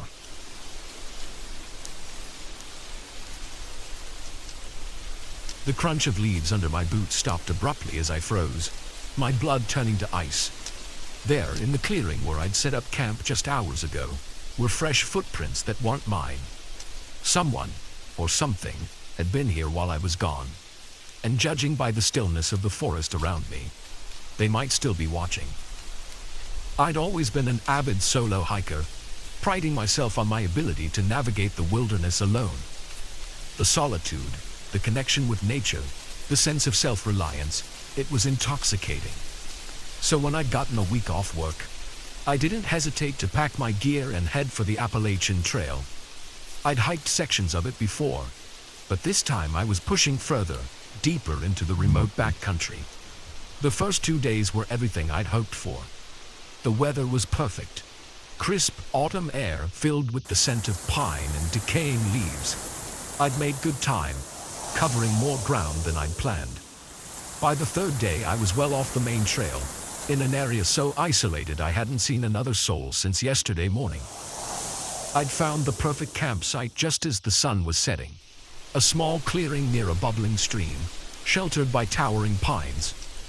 I'd set up my tent, gathered firewood, and was just about to start dinner when I realized I'd left my water filter down by the stream. No big deal, I thought. It was only a 5-minute walk, but as I approached my campsite on the way back, that feeling of peaceful solitude evaporated in an instant. Something was wrong. The hair on the back of my neck stood up before I even consciously processed what I was seeing. Footprints, large ones, much bigger than my own, pressed into the soft earth around my tent. They hadn't been there when I left. I stood frozen at the edge of the clearing, my eyes darting from the footprints to the surrounding forest. The woods suddenly seemed sinister, the lengthening shadows hiding potential threats. I strained my ears, but heard nothing over the pounding of my own heart. Slowly, carefully, I approached my tent. Nothing seemed disturbed at first glance, but then I noticed my backpack. I always left it just inside the tent flap, but now it was sitting outside, slightly unzipped. With shaking hands, I opened it further. My breath caught in my throat. My food was gone, every energy bar, every freeze-dried meal, even the trail mix I'd made myself. All of it vanished. Panic started to set in. I was at least 2 days' hike from the nearest town, with no food. But that was secondary to the more immediate concern. Whoever had done this could still be nearby. I debated calling for help, but there was no cell service this far out. I had an emergency beacon, but did this qualify as an emergency? I wasn't hurt, just scared. As darkness fell, I realized I had to make a decision. Hike out now, in the dark, risking getting lost, or spend the night here, knowing someone was out there. In the end, fear of the unknown forest at night outweighed my fear of the mysterious intruder. I decided to stay, but sleep wouldn't come easy. I built up my fire, creating a circle of light that felt pitifully small against the pressing darkness of the forest. Every snap of a twig, every rustle of leaves made me jump. I kept my hiking knife close, though I doubted it would be much use against whatever was out there. As the night wore on, my imagination ran wild. Was it a bear, unusually adept at opening zippers? A desperate hiker, stealing food to survive? Or something worse? I must have dozed off eventually, because I woke with a start, disoriented. The fire had died down to embers, and the forest was pitch black. For a moment, I couldn't remember where I was or why I felt so afraid. Then I heard it. Footsteps, slow and deliberate, circling the clearing. I sat up, my heart pounding so hard I thought it might burst from my chest. I fumbled for my flashlight, but my hands were shaking so badly I dropped it. The footsteps stopped. Hello? I called out, my voice embarrassingly weak. Is someone there? Silence. Not just quiet, but an absolute absence of sound. No insects chirping, no leaves rustling. as if the whole forest was holding its breath. Then a voice, low and gravelly, coming from just beyond the ring of fading firelight. "You shouldn't be here." I scrambled to my feet, spinning around, trying to pinpoint the source of the voice. "Who's there? What do you want?" A chuckle, cold and mirthless. I want you gone. This is my forest. You're trespassing." "I'm sorry," I said, hating how my voice trembled.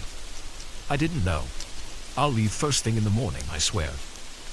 Another chuckle. Closer this time. "Morning? Oh no. You'll leave now."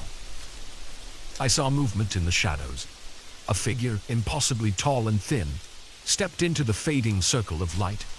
My breath caught in my throat. It looked wrong. Like a man, but stretched out, distorted. Its arms were too long, hanging down past its knees. Its face was hidden in the shadow of a wide-brimmed hat, but I caught a glint of eyes reflecting the firelight. What are you?" I whispered. It cocked its head to the side, the movement jerky and unnatural. "I'm the guardian of these woods, the protector, the one who keeps people like you out."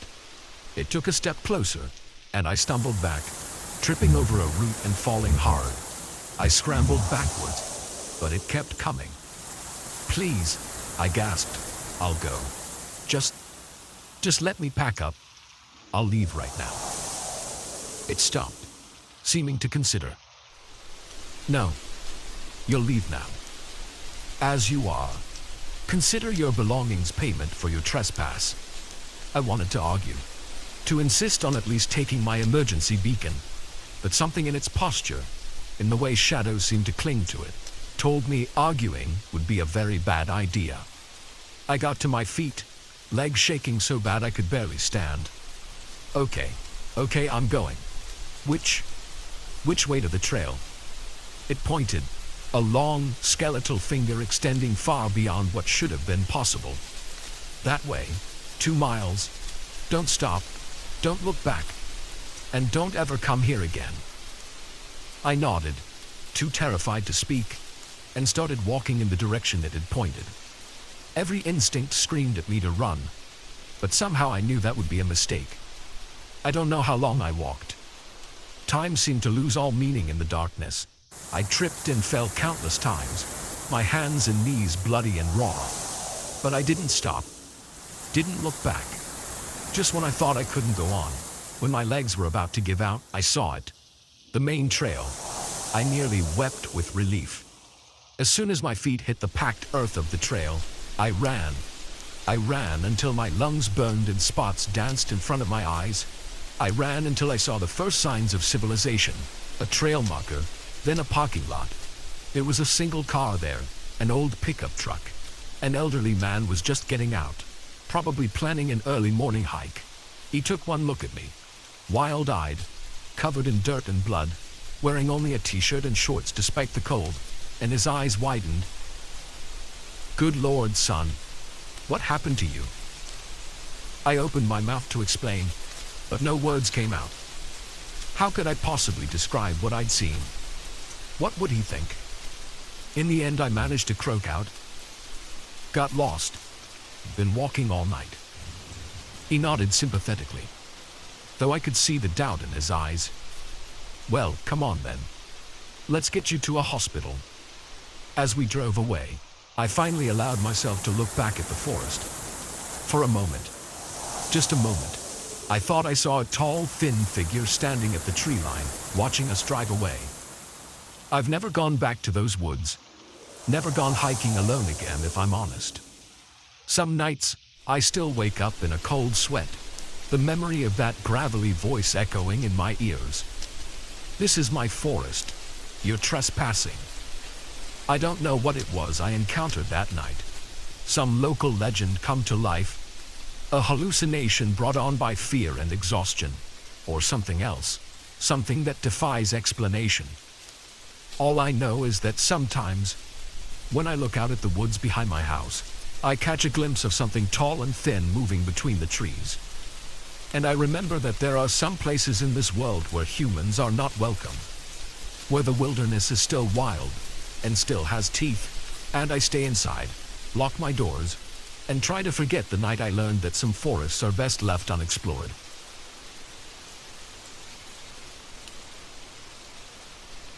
I should have known better than to pick up a hitchhiker on a night like this. The rain was coming down in sheets, turning the lonely stretch of highway into a treacherous mirror of black ice and blurred headlights. But there he was, a lone figure on the side of the road, thumb outstretched, and I felt a pang of sympathy. After all, I'd been in his shoes once. So I pulled over, my wipers squealing a frantic beat against the windshield. That was my first mistake. The scent hit me before I even got a good look at him. A musty, damp smell that made my nose wrinkle. He slid into the passenger seat with a grunt of thanks, water dripping from his oversized raincoat. "Appreciate it," he mumbled, his face hidden beneath the coat's hood. Not many folks would stop on a night like this.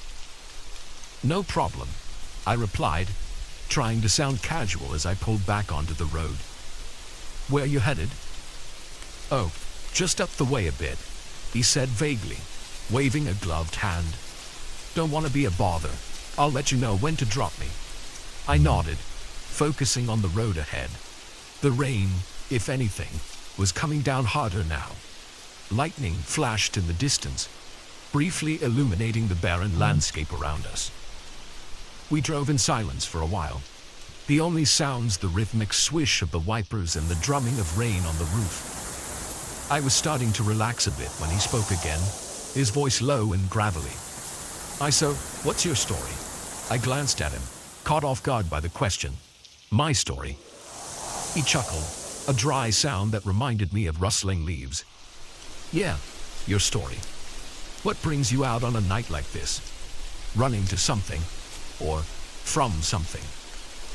I shifted uncomfortably in my seat. There was something about his tone that set me on edge. "Just heading home from a business trip," I said, trying to keep my voice neutral. "Ah, business," he said, nodding slowly. "Important stuff, I'm sure. Big decisions, big consequences." I frowned, not liking where this was going. "Look, I don't mean to be rude, but I'd rather not discuss my personal life." He held up his hands in a placating gesture. "No offense meant, friend. Just making conversation. It's a long, dark road, after all." We lapsed back into silence, but the atmosphere in the car had changed. The air felt thick, heavy with unspoken tension. I found myself gripping the steering wheel tighter, my knuckles turning white. After what felt like an eternity, he spoke again. "You ever think about the choices we make? How one small decision can change everything?" I didn't respond, hoping he'd take the hint and stop talking. No such luck. "Take you picking me up, for instance," he continued, his voice taking on an almost dreamy quality. "What if you'd driven past? What if I'd been standing a mile down the road instead? Funny how fate works, isn't it?" "I suppose," I muttered, desperately wishing I'd trusted my initial instincts and kept driving. Lightning flashed again, closer this time, and in that brief moment of illumination, I caught a glimpse of his face beneath the hood. What I saw made my blood run cold. His skin was pale, almost translucent, stretched tight over sharp cheekbones. But it was his eyes that truly terrified me. Black as pitch, with no whites visible at all. They seemed to swallow the light, two bottomless pits staring right through me. I must have made some sound of distress because he turned to look at me fully, those terrible eyes locking onto mine. "Something wrong?" he asked, his lips curling into what might have been a smile on a human face. On him, it looked like a predator baring its teeth. "No," I stammered, my heart pounding so hard I was sure he could hear it. "Just thought I saw something on the road." He nodded slowly, that horrific smile still in place. The mind plays tricks, doesn't it? Especially on dark nights like this. Makes you see things that aren't there, or maybe makes you see things as they really are. I was openly sweating now, fear coursing through my veins like ice water. I had to get him out of my car, consequences be damned. "I think this is far enough," I said, trying to keep my voice steady. "I'm going to have to drop you off here." He tilted his head, an oddly bird-like motion. "Oh, but we've only just started our journey together. There's so much more to discuss." I was about to insist when something caught my eye in the rear-view mirror. Headlights, approaching fast. Relief flooded through me. Another car meant safety, meant I wasn't alone out here with whatever he was. But as the headlights grew closer, I realized something was wrong.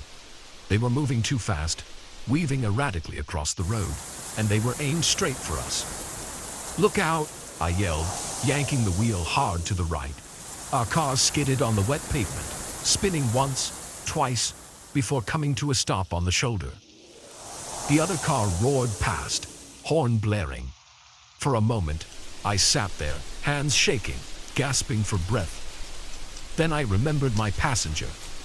I turned to look at him, expecting, I don't know what, but the seat was empty. There was no sign that anyone had ever been there. No water on the seat, no lingering musty smell, nothing. I got out of the car on shaky legs, looking up and down the road, but there was no one there. Just me, my car, and the endless rain-soaked highway stretching into the darkness. For a long moment, I stood there in the rain, trying to make sense of what had happened. Had I imagined it all? Some kind of stress-induced hallucination? But deep down, I knew that what I'd seen was real, even if I couldn't explain it. And I knew that I'd had a narrow escape from something far more dangerous than a simple car accident. I got back in my car, locked the doors, and drove. I didn't stop until I reached the next town, where I checked into the first motel I saw. I couldn't face the thought of driving through the night again, not with the memory of those black eyes still fresh in my mind. As I lay in bed that night, unable to sleep, I couldn't stop thinking about what he'd said, about choices and consequences, about fate. What if I hadn't stopped? What if I'd driven past, like my instincts had told me to? Would he have found another ride? Or would he still be out there, waiting on that dark stretch of road for the next lonely traveler? I don't pick up hitchhikers anymore. I don't drive at night if I can help it, especially when it's raining. And sometimes, when I'm on a long, empty stretch of road, I'll catch a glimpse of something in my rearview mirror. A figure standing on the roadside, thumb outstretched. But I don't stop. I don't even slow down. I just grip the wheel tighter and keep driving, trying to outrun the memory of that night and the realization that came with it. That sometimes, the most dangerous monsters aren't the ones that chase you. They're the ones that wait for you to invite them in. And as I drive, I can't help but wonder, how many others has he ridden with? How many didn't make it to the end of their journey? And most chillingly of all, was I lucky? Or was I spared? I don't have answers to these questions. But I do know one thing for certain. If you're ever driving on a dark, rainy night, and you see a lone figure on the side of the road, keep driving. No matter how bad you feel, no matter how harmless they might seem, keep driving, and don't look back. Because you never know who, or what, might be looking for a ride. And some passengers, once they get in, never truly leave.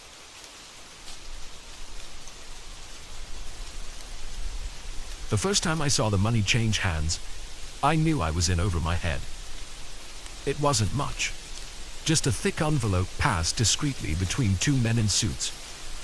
But in that moment, standing in the back of the dusty warehouse we were using as a relief center, I realized this disaster wasn't just about helping people. For some, it was about profit. I'd signed up to volunteer after the flood hit our city.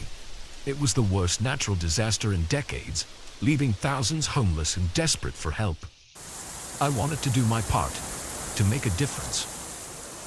Little did I know I was walking into a web of corruption that would threaten my life. The first few days were a blur of activity.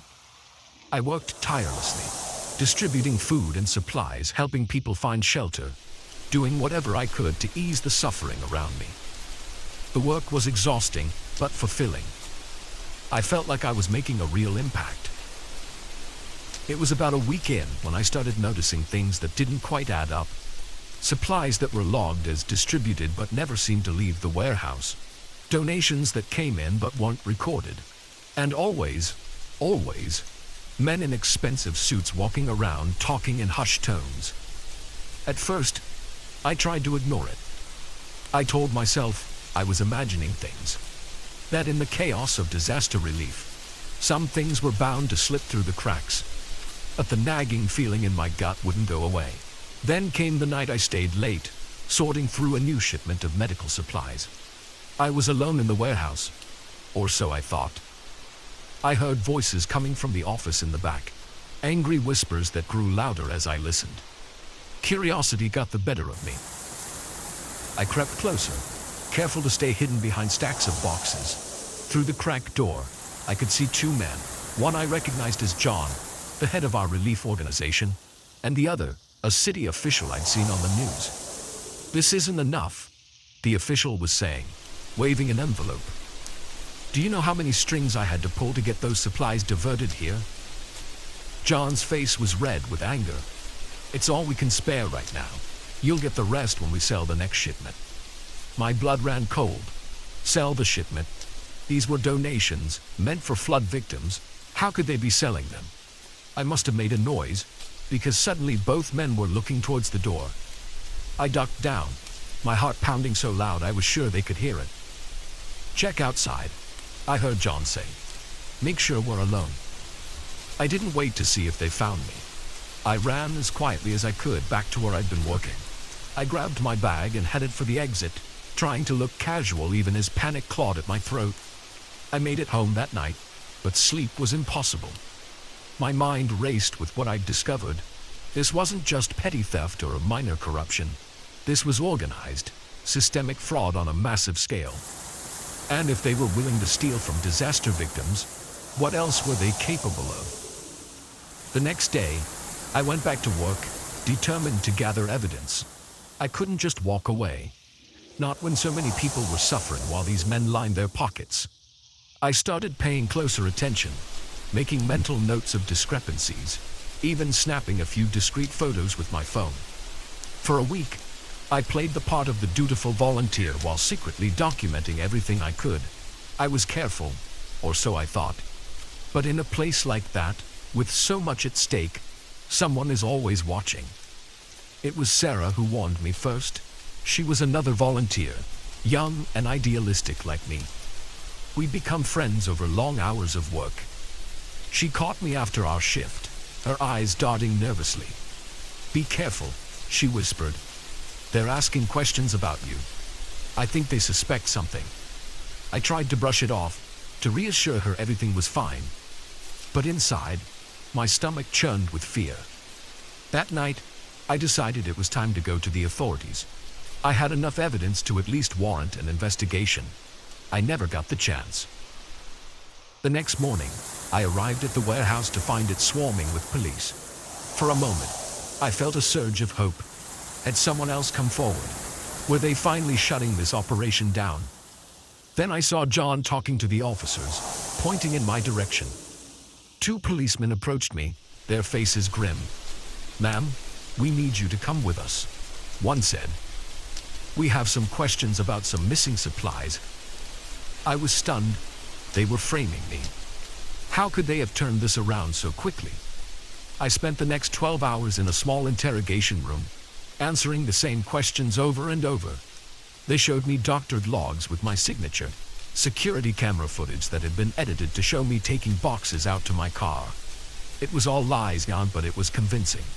If I hadn't lived through it myself, even I might have believed it. They let me go eventually. But the message was clear. They had the power to destroy my life if I didn't back off. I went home that night feeling defeated and terrified.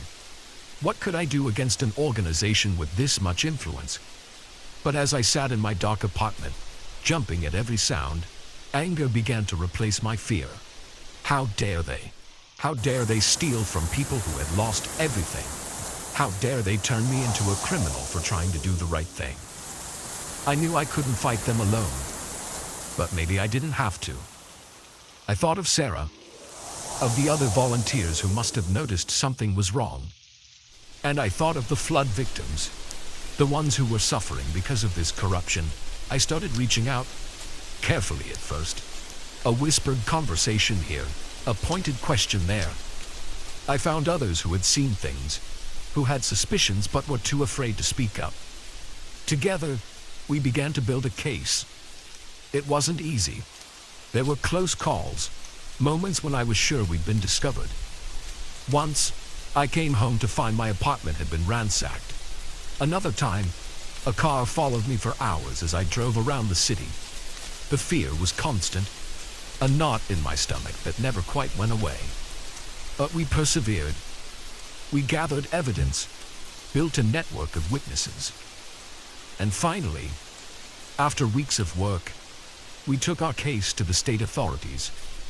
The investigation that followed was like nothing I'd ever experienced. Suddenly, I was in meetings with FBI agents, giving depositions, helping to unravel a web of corruption that went far beyond our little relief organization. It turned out the flood had just been the tip of the iceberg. John and his associates had been skimming from disaster relief funds for years, all across the country. They had politicians in their pockets, judges on their payroll. It was bigger than I could have ever imagined. The day they made the arrests was both triumphant and terrifying. I watched from a safe house as the news showed John and the others being led away in handcuffs. But I knew it wasn't over. People like that, they have long memories and longer reach. I entered witness protection not long after. New name, new city, new life. Sometimes I miss my old life, the friends and family I had to leave behind. But then, I think of the people we helped, the lives that were saved, because we exposed the truth. It's been 5 years now. I still volunteer sometimes, at soup kitchens or homeless shelters. I can't help it. The need to make a difference is still there. But I'm more cautious now, more aware of the darkness that can lurk behind even the noblest of causes. And sometimes, when I see a natural disaster on the news, I wonder, are there others out there, right now, fighting the same fight I did, risking everything to expose the truth? I hope so. Because if my experience taught me anything, it's that corruption thrives in the shadows. It takes brave people willing to shine a light, no matter the cost, to drive it out. So if you're out there, if you see something wrong, don't stay silent, speak up, fight back. It won't be easy. It might be the hardest thing you ever do. But it's worth it, because in the end, the truth always matters. And who knows, maybe someday, thanks to people like us, there won't be any shadows left for the corrupt to hide in.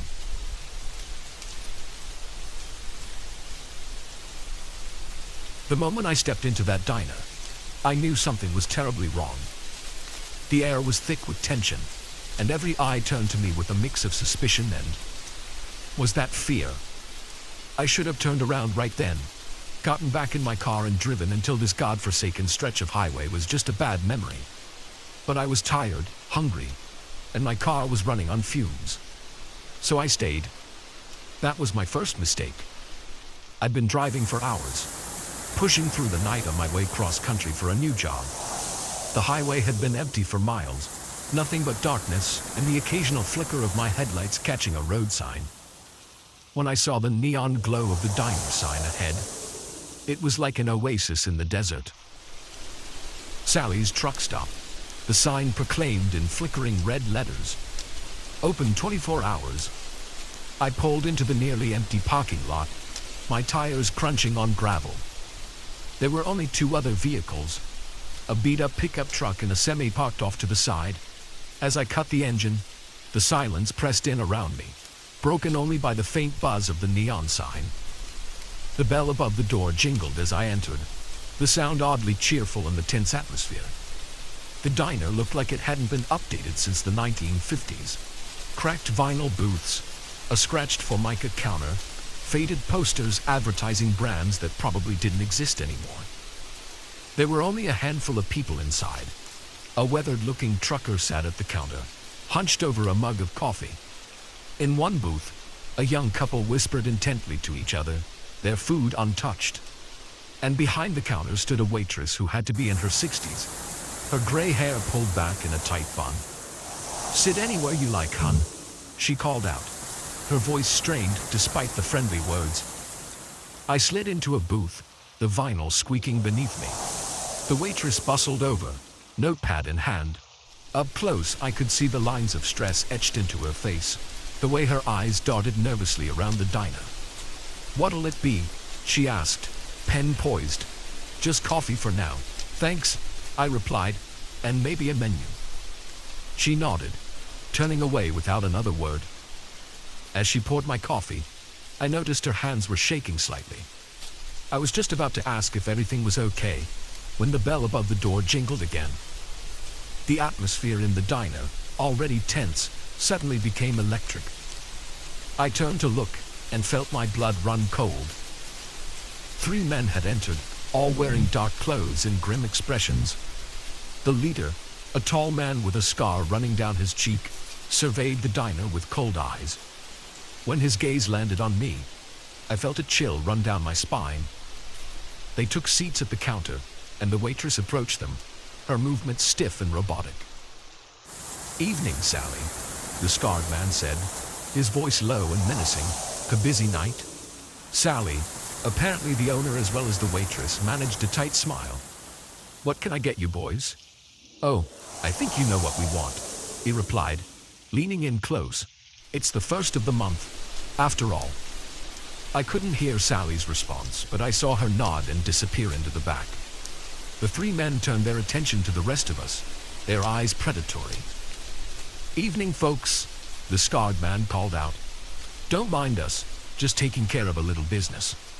The young couple in the booth huddled closer together, while the trucker at the counter seemed to shrink into himself. I pretended to be engrossed in my menu, but my mind was racing. What had I walked into? Sally returned a few minutes later, carrying a small envelope. She handed it to the scarred man, who opened it and began counting the contents. His face darkened. "This isn't enough, Sally," he growled. "We had an agreement." "Business has been slow," Sally replied, her voice barely above a whisper. "Please, I need more time." The scarred man stood up suddenly, looming over Sally. "We've given you plenty of time. Maybe we need to send a stronger message." One of his companions stood up and moved towards the kitchen. I heard the sound of breaking glass, followed by Sally's cry of distress. Something inside me snapped.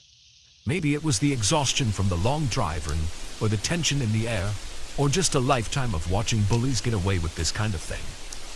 Whatever it was, I found myself on my feet before I could think better of it. "Hey," I called out, my voice sounding braver than I felt. "Leave her alone." The diner fell silent. The scarred man turned to me, his eyes narrowing. Well, he said, his voice dangerously soft. "Looks like we have a hero in our midst." He took a step towards me, and I fought the urge to back away. "This doesn't concern you, stranger. I suggest you sit down and mind your own business." I swallowed hard, my mouth dry. "You're terrorizing these people. That makes it my business." He laughed, a harsh sound devoid of humor. "You have no idea what you're getting into, do you?" Before I could respond, the trucker at the counter suddenly spoke up. "He's right," he said, his voice gravelly. "This has gone on long enough." The scarred man whirled on him. "You stay out of this, old man." But something had changed. The young couple stood up, moving to stand beside me. Even Sally straightened, a spark of defiance in her eyes.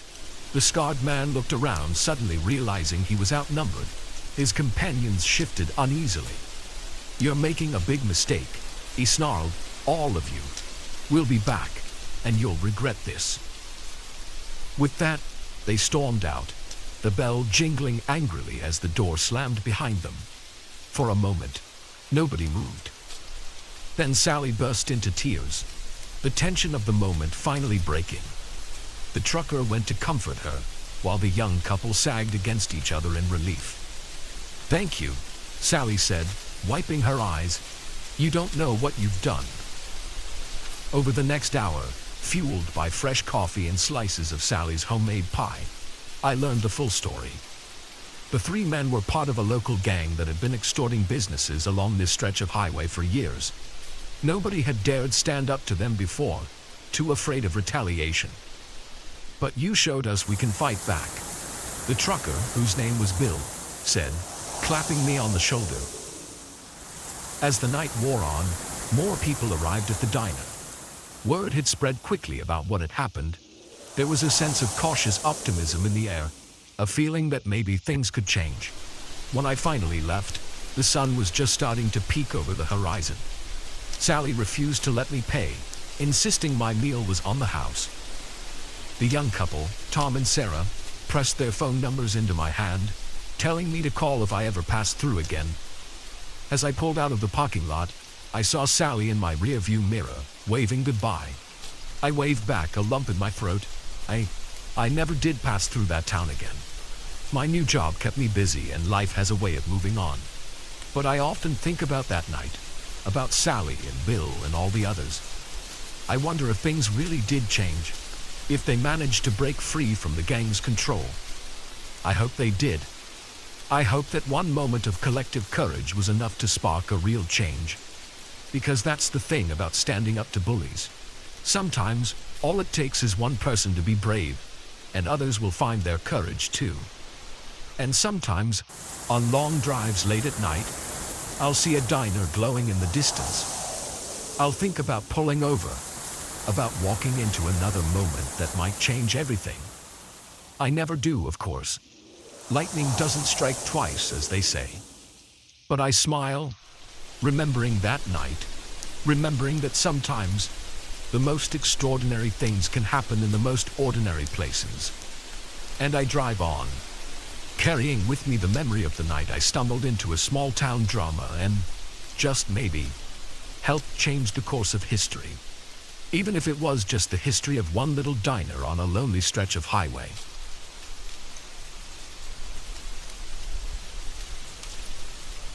The first time I saw my new neighbors, I thought they were the perfect addition to our quiet suburban street. The Andersons, Mike, Sarah, and their little girl Emma, seemed like they'd stepped out of a Norman Rockwell painting. But as I stand here now, barricaded in my bedroom while Mike tries to break down the door, I realize how terribly wrong I was. Perfection, it turns out, can hide the darkest of secrets. It all started 3 months ago. I'd just gone through a messy divorce and was trying to piece my life back together in the house I'd fought so hard to keep.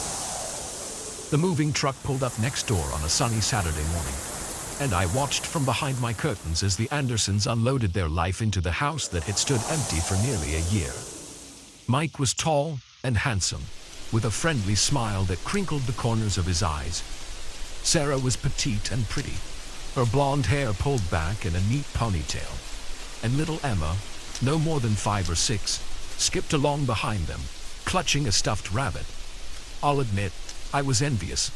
They looked like the family I'd always wanted but never managed to have. Still, I decided to be neighborly. I baked a batch of chocolate chip cookies and walked over to introduce myself. Sarah answered the door, her smile warm and welcoming. "Oh, how thoughtful," she exclaimed, accepting the cookies. "Mike and Emma, come meet our new neighbor." They gathered at the door, the perfect family portrait.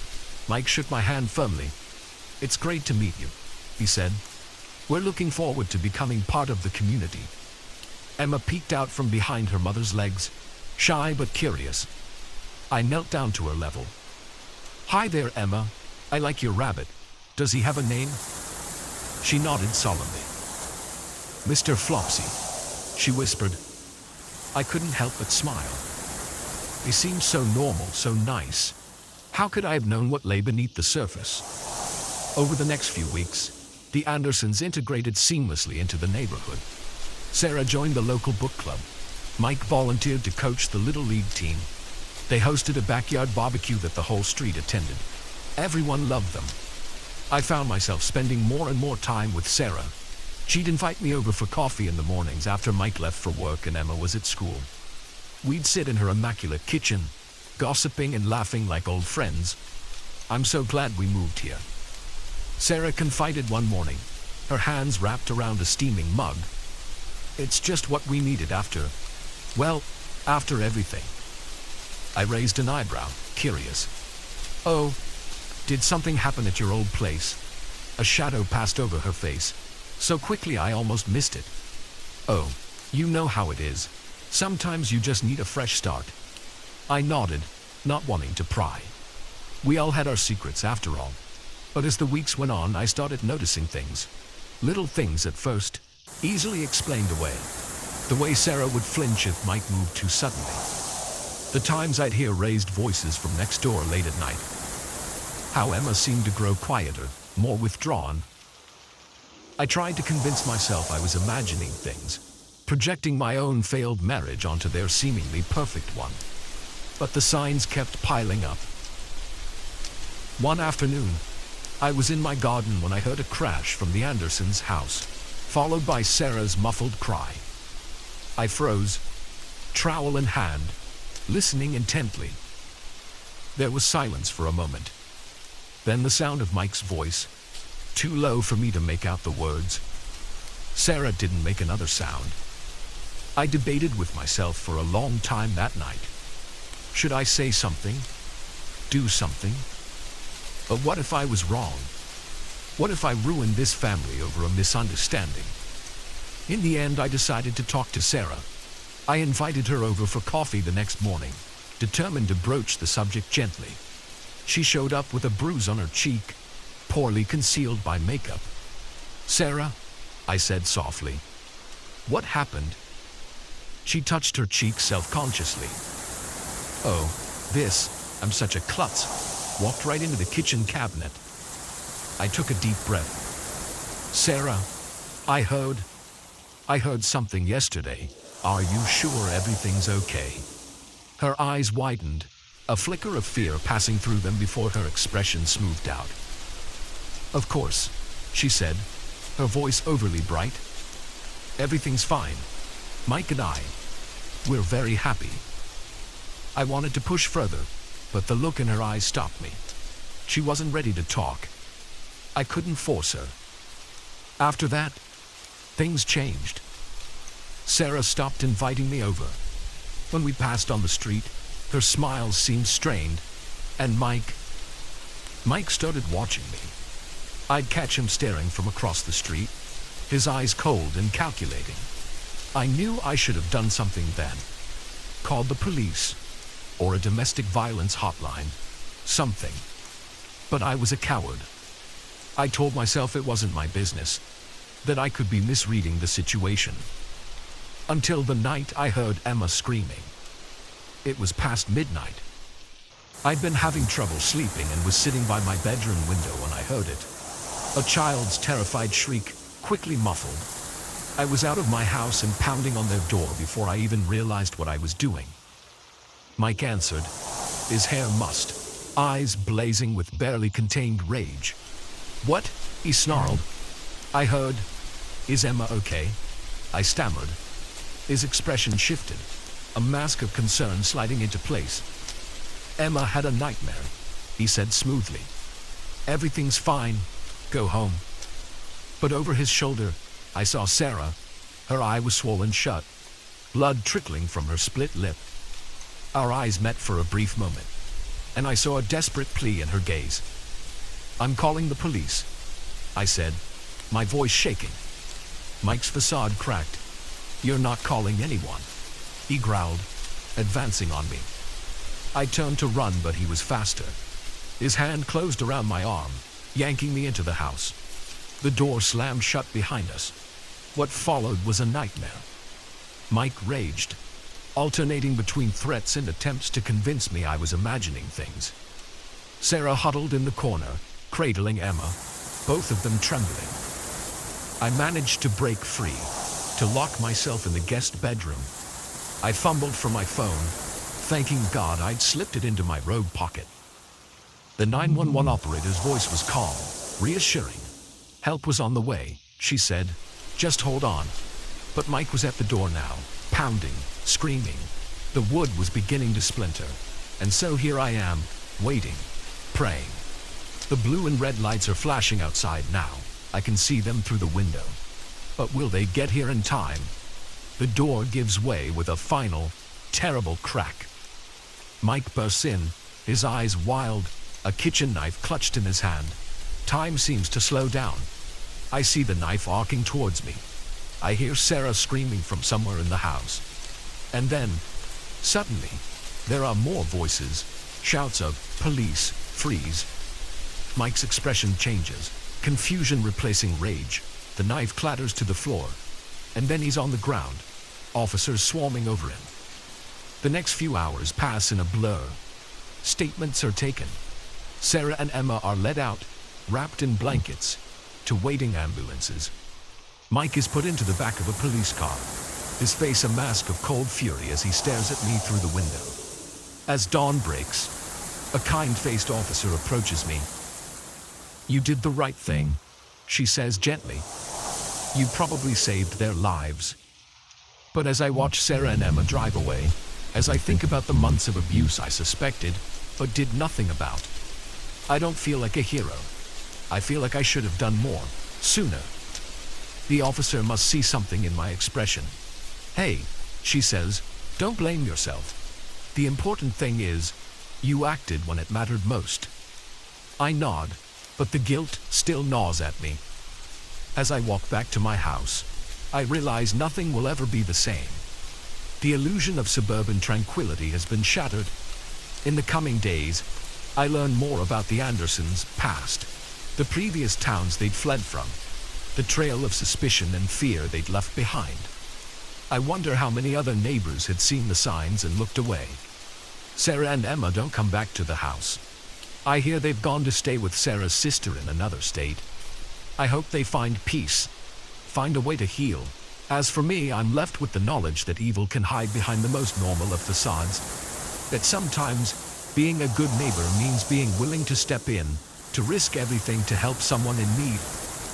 The house next door stands empty now, a silent reminder of the secrets it once held. And every night, I find myself watching, wondering about the lives being lived behind closed doors all around me. Wondering if I'll have the courage to act, if I ever hear another scream in the night.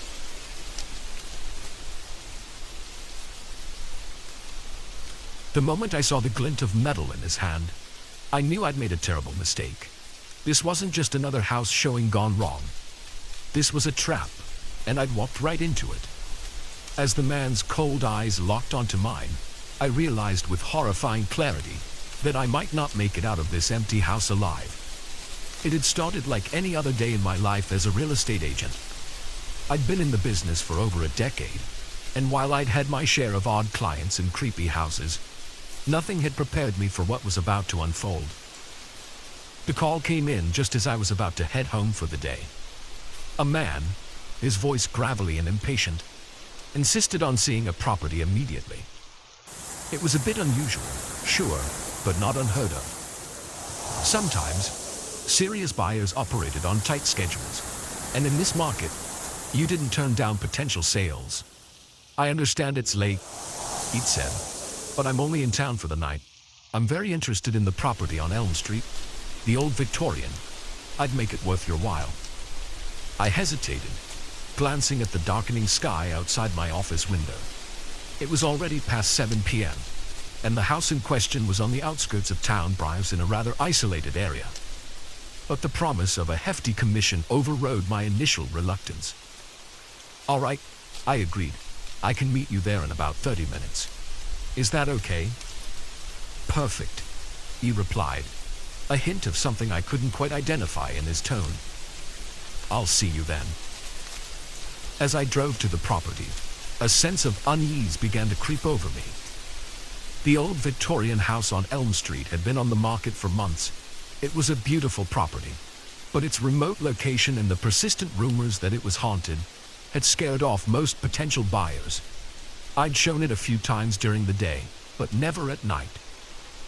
I pulled up to the house just as the last rays of sunlight disappeared behind the horizon.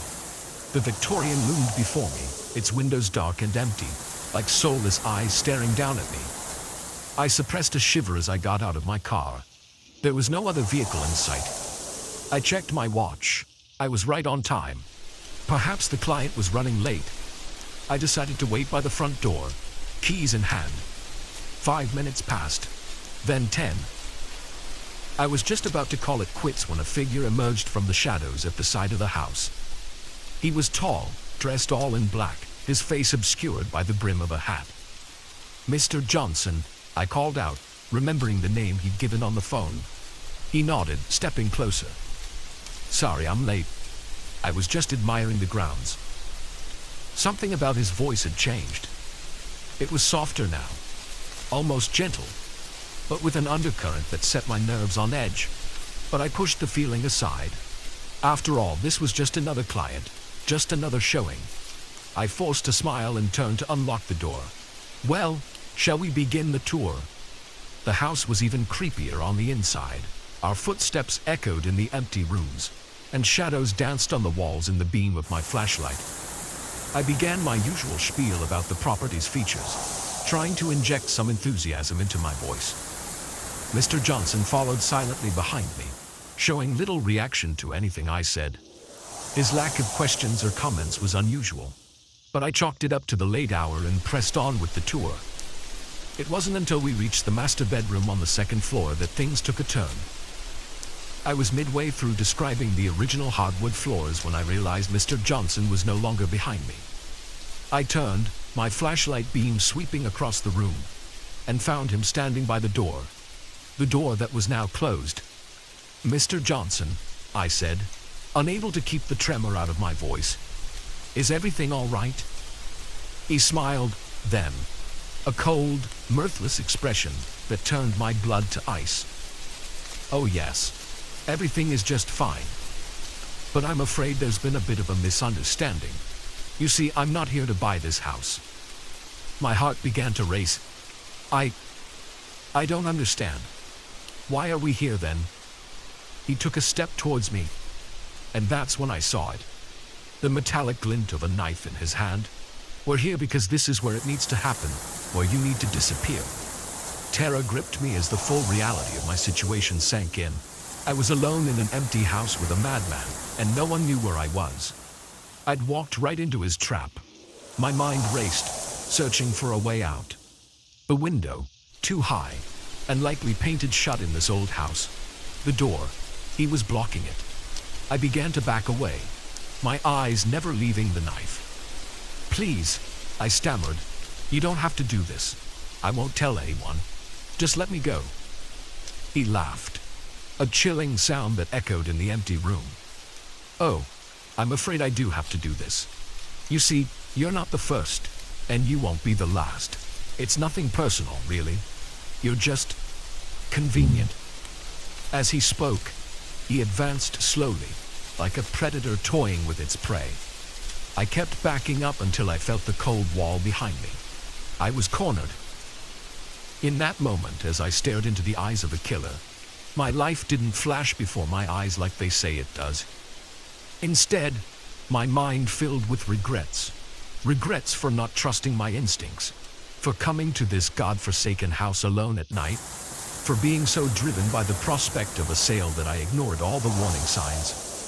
But beneath the regret and the fear, a spark of defiance ignited. I didn't want to die. Not here. Not like this. As he raised the knife, time seemed to slow down. I saw an opening and I took it. I lunged forward, my shoulder connecting with his chest. The sudden move caught him off guard in all, and he stumbled backward. I heard the knife clatter to the floor as I pushed past him, yanking open the door and running for my life. My feet pounded down the stairs, my breath coming in ragged gasps. I could hear him behind me, his footsteps heavy, his breathing labored. I reached the front door and fumbled with the lock, panic making my fingers clumsy. Just as I managed to wrench the door open, I felt his hand close around my arm. I screamed, the sound piercing the quiet night air, and fought with everything I had. My elbow connected with something soft. His stomach, maybe, and his grip loosened just enough for me to break free.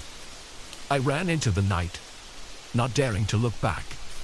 My car was just a few yards away, a beacon of safety in the darkness. I reached it, my hand shaking so badly I could barely get the key in the lock. As I finally wrenched the door open and threw myself inside, I caught a glimpse of him in my rearview mirror, standing on the porch, watching me. I peeled out of the driveway, gravel spitting from under my tires. I didn't slow down until I reached the police station, my heart still pounding, tears streaming down my face. The aftermath was a blur of police statements and crime scene investigations. They found evidence in the house, hidden rooms, tools of torture, trophies from other victims. Mr. Johnson, whose real name turned out to be Gerald Hoffman, had been using empty houses as his killing grounds for years. He'd prey on real estate agents, luring them to remote properties and murdering them. They caught him 2 weeks later, trying to pull the same trick in another town. When they showed me his photo to identify him, I felt a chill run down my spine. The face that had haunted my nightmares was now locked away. But the memory of that night would stay with me forever. I quit my job as a real estate agent soon after. I couldn't bear the thought of walking into another empty house, of being alone with a stranger in a remote location. The career I had built over a decade was gone, destroyed in a single night of terror. But as I sit here now, safe in my new home in a bustling city neighborhood, I know I made the right choice. I'm one of the lucky ones. I survived. And every day, I'm grateful for that second chance. Sometimes, when I pass a for sale sign or see a real estate agent leading clients into a house, I'm tempted to warn them, to tell them about the dangers that can lurk behind closed doors, about the predators who use our trust against us. But I know most wouldn't believe me. After all, who expects a simple house showing to turn into a fight for survival? So instead, I've become an advocate for safety in the real estate industry. I speak at conferences, write articles, anything I can do to spread awareness. Because while my story had a lucky ending, I know there are others out there who weren't so fortunate. And if I can prevent even one more person from walking into the trap I narrowly escaped, then maybe, just maybe, some good can come from that terrifying night.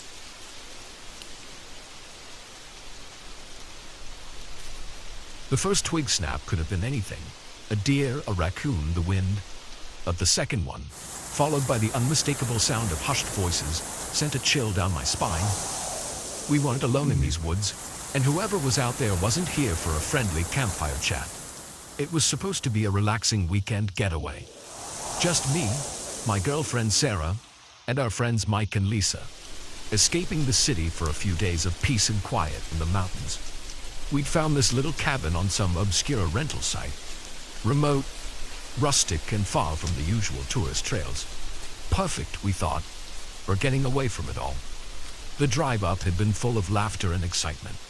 We'd stopped at a small general store in the last town before the turnoff, stocking up on supplies and chatting with the old man behind the counter. He'd given us an odd look when we told him where we were staying. Folks don't go up that way much anymore, he'd said, his weathered face creasing with concern. Not since. Well, never mind. You all be careful now, you hear? We'd brushed it off as small-town superstition. If only we'd listened.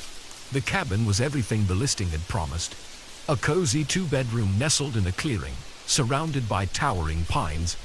We'd spent the first day hiking, exploring the nearby trails and marveling at the untouched beauty of the forest. As night fell, we gathered around the fire pit, roasting marshmallows and telling ghost stories. It wasn't until the second night that things started to feel off.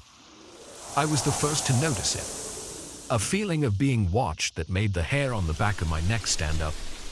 I tried to shake it off, telling myself it was just my imagination running wild after one too many of Mike's horror stories. But I couldn't shake the sensation of eyes on us, hidden somewhere in the darkness beyond our little circle of firelight.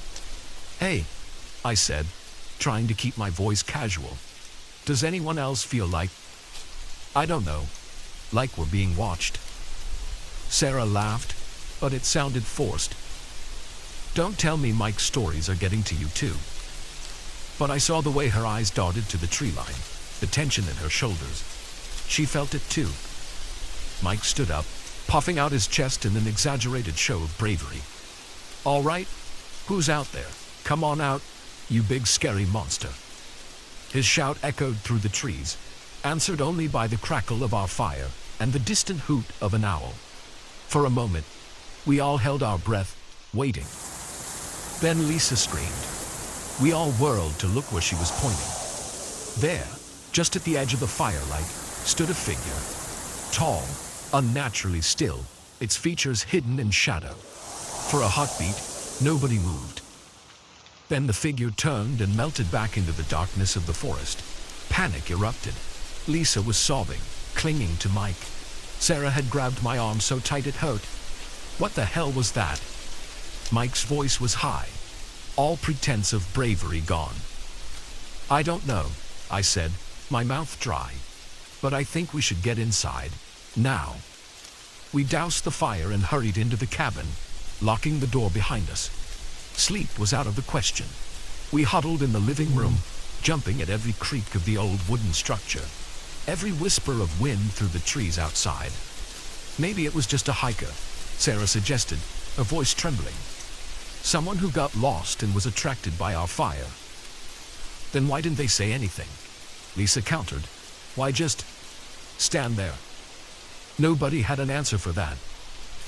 As dawn broke, we began to relax a little. Things always seem less scary in the light of day. We convinced ourselves we'd overreacted. That lack of sleep and too many scary stories had played tricks on our minds. But when Mike went outside to get some firewood, he came running back in, his face pale. The car, he gasped. Someone slashed the tires.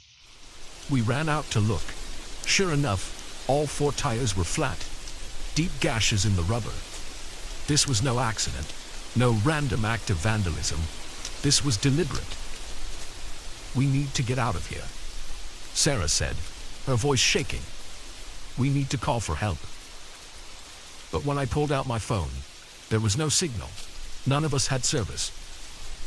Okay, I said, trying to stay calm. Okay, we can handle this.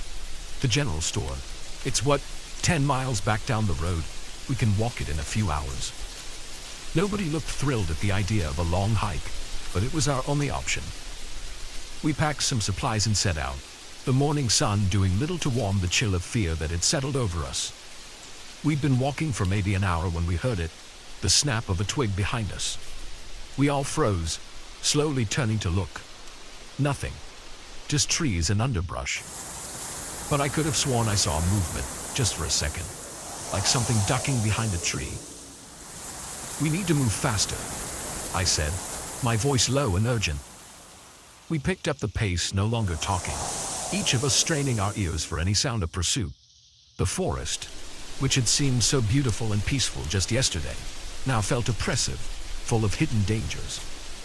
It was Sarah who spotted the cabin, just off the trail, half hidden by overgrown bushes. It wasn't our rental.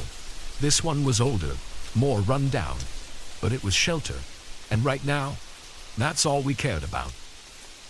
We approached cautiously. The door was ajar, creaking softly in the breeze.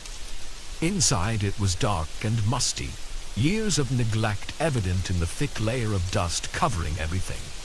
Hello, I called out. Is anyone here? Silence answered me. We stepped inside, our footsteps echoing in the empty space. It looked like no one had been here in years. Old furniture was covered in sheets, cobwebs hung in every corner. Look, Mike said, pointing to a faded photo on the wall. Isn't that the old man from the general store? We crowded around the picture. It showed a group of men standing in front of this very cabin, all holding rifles and smiling. The old shopkeeper was there, decades younger but unmistakable. And next to him, oh my God, Lisa whispered. The figure on the end didn't quite fit with the others. Taller, its features blurred as if it had moved when the photo was taken. But there was no mistaking that unnaturally long, thin silhouette. A floorboard creaked behind us. We spun around to find the old shopkeeper standing in the doorway, a shotgun in his hands. You folks shouldn't be here, he said, his voice grave. It's not safe. For a moment, nobody spoke. Then the questions came pouring out. Who was following us? What was in that photo? What the hell was going on? The old man sighed, suddenly looking every one of his years. It's a long story, he said, and you're not gonna like it. He told us about the town's dark history, about the cult that had once lived in these woods, practicing dark rituals and sacrificing outsiders to their twisted god. How the townspeople had finally banded together to drive them out, burning their compounds and killing any cultists they could find. But their leader, the old man said, his eyes distant with memory, he was something else, not quite human anymore. If he ever was, we couldn't kill him, no matter what we did, so we trapped him, bound him to these woods with blood and magic. He gestured to the photo. That was taken the day after. We thought it was over. But every few years, someone comes up here, someone who doesn't know the history, and he hunts them, torments them, tries to use their fear, their pain, to break free of his bindings. We listened in horrified silence. It sounded insane, impossible, but after what we'd seen, could we really discount it? So what do we do? I asked, my voice hoarse. The old man's face hardened. We get you out of these woods, and then we make sure no one else comes up here again. What followed was the most terrifying trek of my life. Every shadow seemed to move, every sound a potential threat. The old man led the way, his shotgun at the ready, constantly scanning the trees around us. We were almost to the road when we heard it. A sound like nothing I've ever heard before or since. A howl, but not animal, not human. It echoed through the trees, filled with rage and hunger and something alien. Run, the old man yelled. We ran. Branches whipped at our faces. Roots tried to trip us. I could hear something crashing through the underbrush behind us. Getting closer, we burst out onto the road just as a truck came around the bend. The old man fired his shotgun into the air, and the truck screeched to a halt.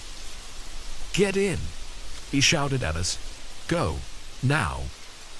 We piled into the truck bed. As it peeled away, I caught one last glimpse of the woods. There, just at the tree line, stood a figure, tall, impossibly thin, its arms too long, its face a blur of features. It raised one elongated hand, as if in farewell. Then the truck rounded a curve, and it was gone. We never went back to those woods. The old man made sure the cabin rental was taken down, the road blocked off. He said he'd make sure no one else wandered into that thing's territory. Sometimes, late at night, I still hear that howl in my dreams. I wake up in a cold sweat, the memory of those woods, that figure, still fresh in my mind. And I wonder, is it still out there, waiting? And what happens when the old man is gone and there's no one left to keep people away?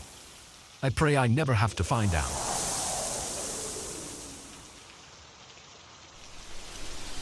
The sound of breaking glass shattered the eerie quiet of the empty bar. My heart leapt into my throat as I spun around, dish towel still in hand, to face the group of men who refused to leave. Their eyes gleamed with malicious intent in the dim light, and I knew in that moment that this shift was about to become a fight for survival. I'd been working at O'Malley's for about 6 months. It wasn't glamorous, but the late-night bartending gig paid well enough to cover my college tuition. Most nights were uneventful. A few regulars nursing their beers, maybe the occasional rowdy group that needed to be gently encouraged to head home. But nothing could have prepared me for what happened that night. It started like any other Tuesday. The usual crowd had trickled in and out, leaving behind a mess of empty glasses and peanut shells. By 1 a.m., the place was empty, save for a group of 5 men huddled in a corner booth. They'd been there for hours, getting progressively louder and more belligerent with each round. I'd already cut them off an hour ago, much to their vocal displeasure. Now, as I wiped down the bar and counted down the minutes until closing time, I could feel their eyes on me. The weight of their stares made my skin crawl. "All right, gentlemen," I called out, forcing a cheerful tone. "It's last call. Time to settle up and head out." The largest of the group, a burly man with a shaved head and arms covered in tattoos, stood up. He swayed slightly, steadying himself on the table. "We ain't going nowhere, sweetheart," he slurred. "The party's just getting started." I felt a chill run down my spine but kept my voice firm. "I'm sorry, but we're closed. I'm going to have to insist you leave." That's when he picked up his empty beer bottle and hurled it against the wall. The crash seemed to echo in the silent bar, punctuated by the man's harsh laughter. "What you gonna do about it, little girl?" he taunted. His friends joined in, their laughter a chorus of menace. I reached for my phone, intending to call the police, but the tattooed man was quicker. He vaulted over the bar with surprising agility for someone so intoxicated, knocking the phone from my hand. It skittered across the floor, disappearing under a table. Now, he said, his breath hot on my face. "Let's not involve the cops. This is between us." I backed away, my heart pounding. The other men were spreading out, blocking the exits. I was trapped. "Look," I said, trying to keep my voice steady. "Take whatever's in the till. I won't stop you. Just please, leave." The man chuckled, a sound devoid of any real humor. "Oh, we'll take the money, but that's not all we want." His intentions were clear in his leering gaze. Panic surged through me, but with it came a rush of adrenaline. I wasn't going down without a fight. I grabbed the first thing my hand touched, a bottle of expensive whiskey, and swung it with all my might. It connected with the side of the man's head with a satisfying thunk. He staggered back, more surprised than hurt, but it gave me the opening I needed. I vaulted over the bar, narrowly avoiding the grasping hands of one of his friends. My mind raced, searching for a way out. The front door was blocked, but there was a back exit through the kitchen. If I could just reach it. I sprinted towards the kitchen, dodging tables and chairs. Behind me, I could hear the men shouting, their heavy footsteps giving chase. I burst through the swinging doors into the kitchen, my eyes frantically scanning for a weapon. My hand closed around the handle of a heavy cast-iron skillet. Just as the first man entered the kitchen, I swung without hesitation, the pan connecting with his face with a sickening crunch. He went down hard, but there was no time to feel relieved. The others were right behind him. I backed up, wielding the skillet like a shield. "Stay back," I yelled, my voice sounding braver than I felt. The tattooed man appeared in the doorway, blood trickling from where the whiskey bottle had struck him. His eyes were cold with rage. "You're gonna pay for that, bitch," he snarled. He lunged at me, but his movements were slowed by alcohol and anger. I sidestepped, bringing the skillet down on his outstretched arm. He howled in pain, stumbling into a rack of pots and pans. The resulting crash was deafening in the confined space. I used the distraction to make a break for the back door. My fingers fumbled with the lock, precious seconds ticking by as I struggled to open it. Just as I felt the bolt slide free, a hand grabbed my hair, yanking me backward. I cried out in pain as I was spun around, coming face to face with one of the other men. His breath reeked of alcohol as he leered at me. "Where do you think you're going?" he sneered. In that moment, something in me snapped. All the fear, all the anger, it crystallized into a white-hot fury. I brought my knee up hard, connecting solidly with his groin. As he doubled over, I smashed the skillet into the side of his head. He crumpled to the floor, unmoving. The back door burst open, cool night air rushing in. For a split second, I thought it was my salvation. Then 2 more men entered, blocking my escape route. I was outnumbered and cornered, but I wasn't giving up. I brandished the skillet, my eyes darting between the newcomers and the tattooed man, who was struggling to his feet. "I don't want to hurt anyone else," I said, my voice shaking. "Just let me go." The tattooed man laughed, a harsh, grating sound. "Oh, you've done it now, girl. We were just gonna have some fun, but now we're gonna teach you a lesson you'll never forget." They began to close in, forming a half circle around me. I backed up until I felt the cold metal of the industrial refrigerator against my back. This was it. I was out of options, out of space. Just as I was preparing for a final, desperate stand, the kitchen was suddenly flooded with light. We all froze, blinking in the sudden brightness. "Police, nobody move." I've never been so relieved to hear those words in my life. The kitchen was suddenly swarming with officers, their guns drawn. The men were quickly subdued, handcuffed, and led away. As the adrenaline began to fade, I felt my legs give out. I slid down the fridge, sitting heavily on the floor. A female officer knelt beside me, her face etched with concern. "Are you all right, miss?" she asked gently. I nodded, not trusting my voice. She helped me to my feet and led me out of the kitchen. The bar was now bustling with activity, officers taking statements, paramedics tending to the injured men. As I sat in the back of an ambulance, a shock blanket draped over my shoulders, the reality of what had happened began to sink in. I'd faced down 5 violent men and survived. More than survived. I'd fought back. The next few weeks were a blur of police statements and court appearances. The men were charged with attempted assault, among other things. Their records showed a history of similar incidents. I'd likely saved future victims by standing up to them. I didn't go back to bartending after that night. The owner of O'Malley's understood, even offered to help me find a day job. But the experience had changed me in ways I was only beginning to understand. I enrolled in self-defense classes, then branched out into various martial arts. I found a strength in myself I never knew I had. Eventually, I started teaching other women how to protect themselves, how to find their own inner strength. Sometimes, late at night, I still hear the sound of that bottle smashing against the wall. I still feel the terror of being cornered, outnumbered. But those memories no longer paralyze me. Instead, they remind me of what I'm capable of when pushed to my limits. That night in the bar was the worst experience of my life. But it was also the night I discovered my true strength. And for that, in a strange way, I'm almost grateful. Now, when I look in the mirror, I don't see a victim. I see a survivor, a fighter. And I know that no matter what life throws at me, I have the strength to face it head on.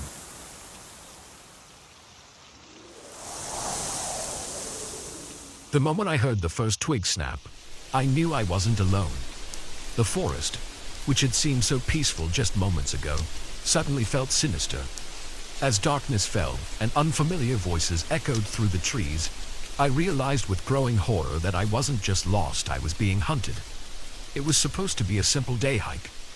I'd done it 100 times before in different parks across the country. Wake up early, drive to the trailhead, spend the day surrounded by nature and be back in time for dinner. But this time, something went terribly wrong. I'd chosen a new trail, one I'd read about online. It promised stunning views and a challenging climb, perfect for testing my skills. The first few hours were everything I'd hoped for. The air was crisp, filled with the scent of pine and wildflowers. I passed a few other hikers early on, exchanging friendly nods. But as I climbed higher, the trail became more isolated. By early afternoon, I reached the summit. The view was breathtaking. Miles of unbroken forest stretching to the horizon, painted in 1,000 shades of green. I sat on a rocky outcrop, munching on my packed lunch and feeling on top of the world. That's when I made my first mistake. Instead of heading back the way I came, I decided to take a different trail down. It looked easier on my map, a gentler slope that would be kinder on my knees. I didn't realize then how that simple decision would change everything. At first, the new trail seemed fine. A bit overgrown perhaps, but still clearly marked. But as I descended, things started to feel off. The markers became fewer and farther between. The path narrowed, sometimes disappearing entirely under thick underbrush. More than once, I had to backtrack after reaching dead ends. As the hours wore on, a sick feeling grew in my stomach. I should have reached the bottom by now. The sun was sinking lower, casting long shadows through the trees. I pulled out my phone, hoping to use GPS to find my way, only to find there was no signal. Of course, I was miles from the nearest cell tower.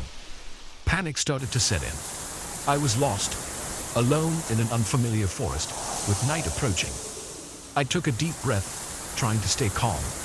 I had supplies, water, some energy bars, a flashlight. I could make it through the night if I had to. In the morning, I'd find my way out. I just needed to keep a level head. That's when I heard it.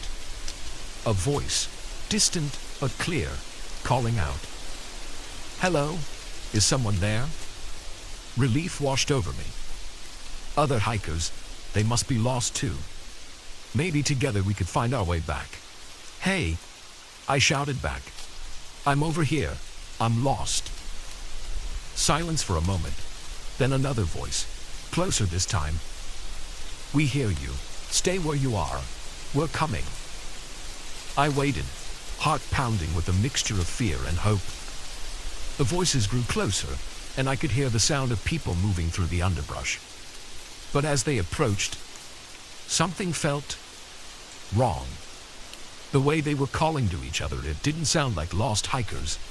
It sounded like they were coordinating, almost like a hunt. Ice ran through my veins as I realized my mistake. These weren't rescuers. They weren't even fellow hikers. They were something else entirely, and I had just given away my position. I didn't wait to see who or what was coming for me. I ran. Branches whipped at my face as I crashed through the forest. I could hear them behind me now, no longer bothering to hide their pursuit. Shouts echoed through the trees, getting closer no matter how fast I ran. "She went this way. Don't let her reach the river.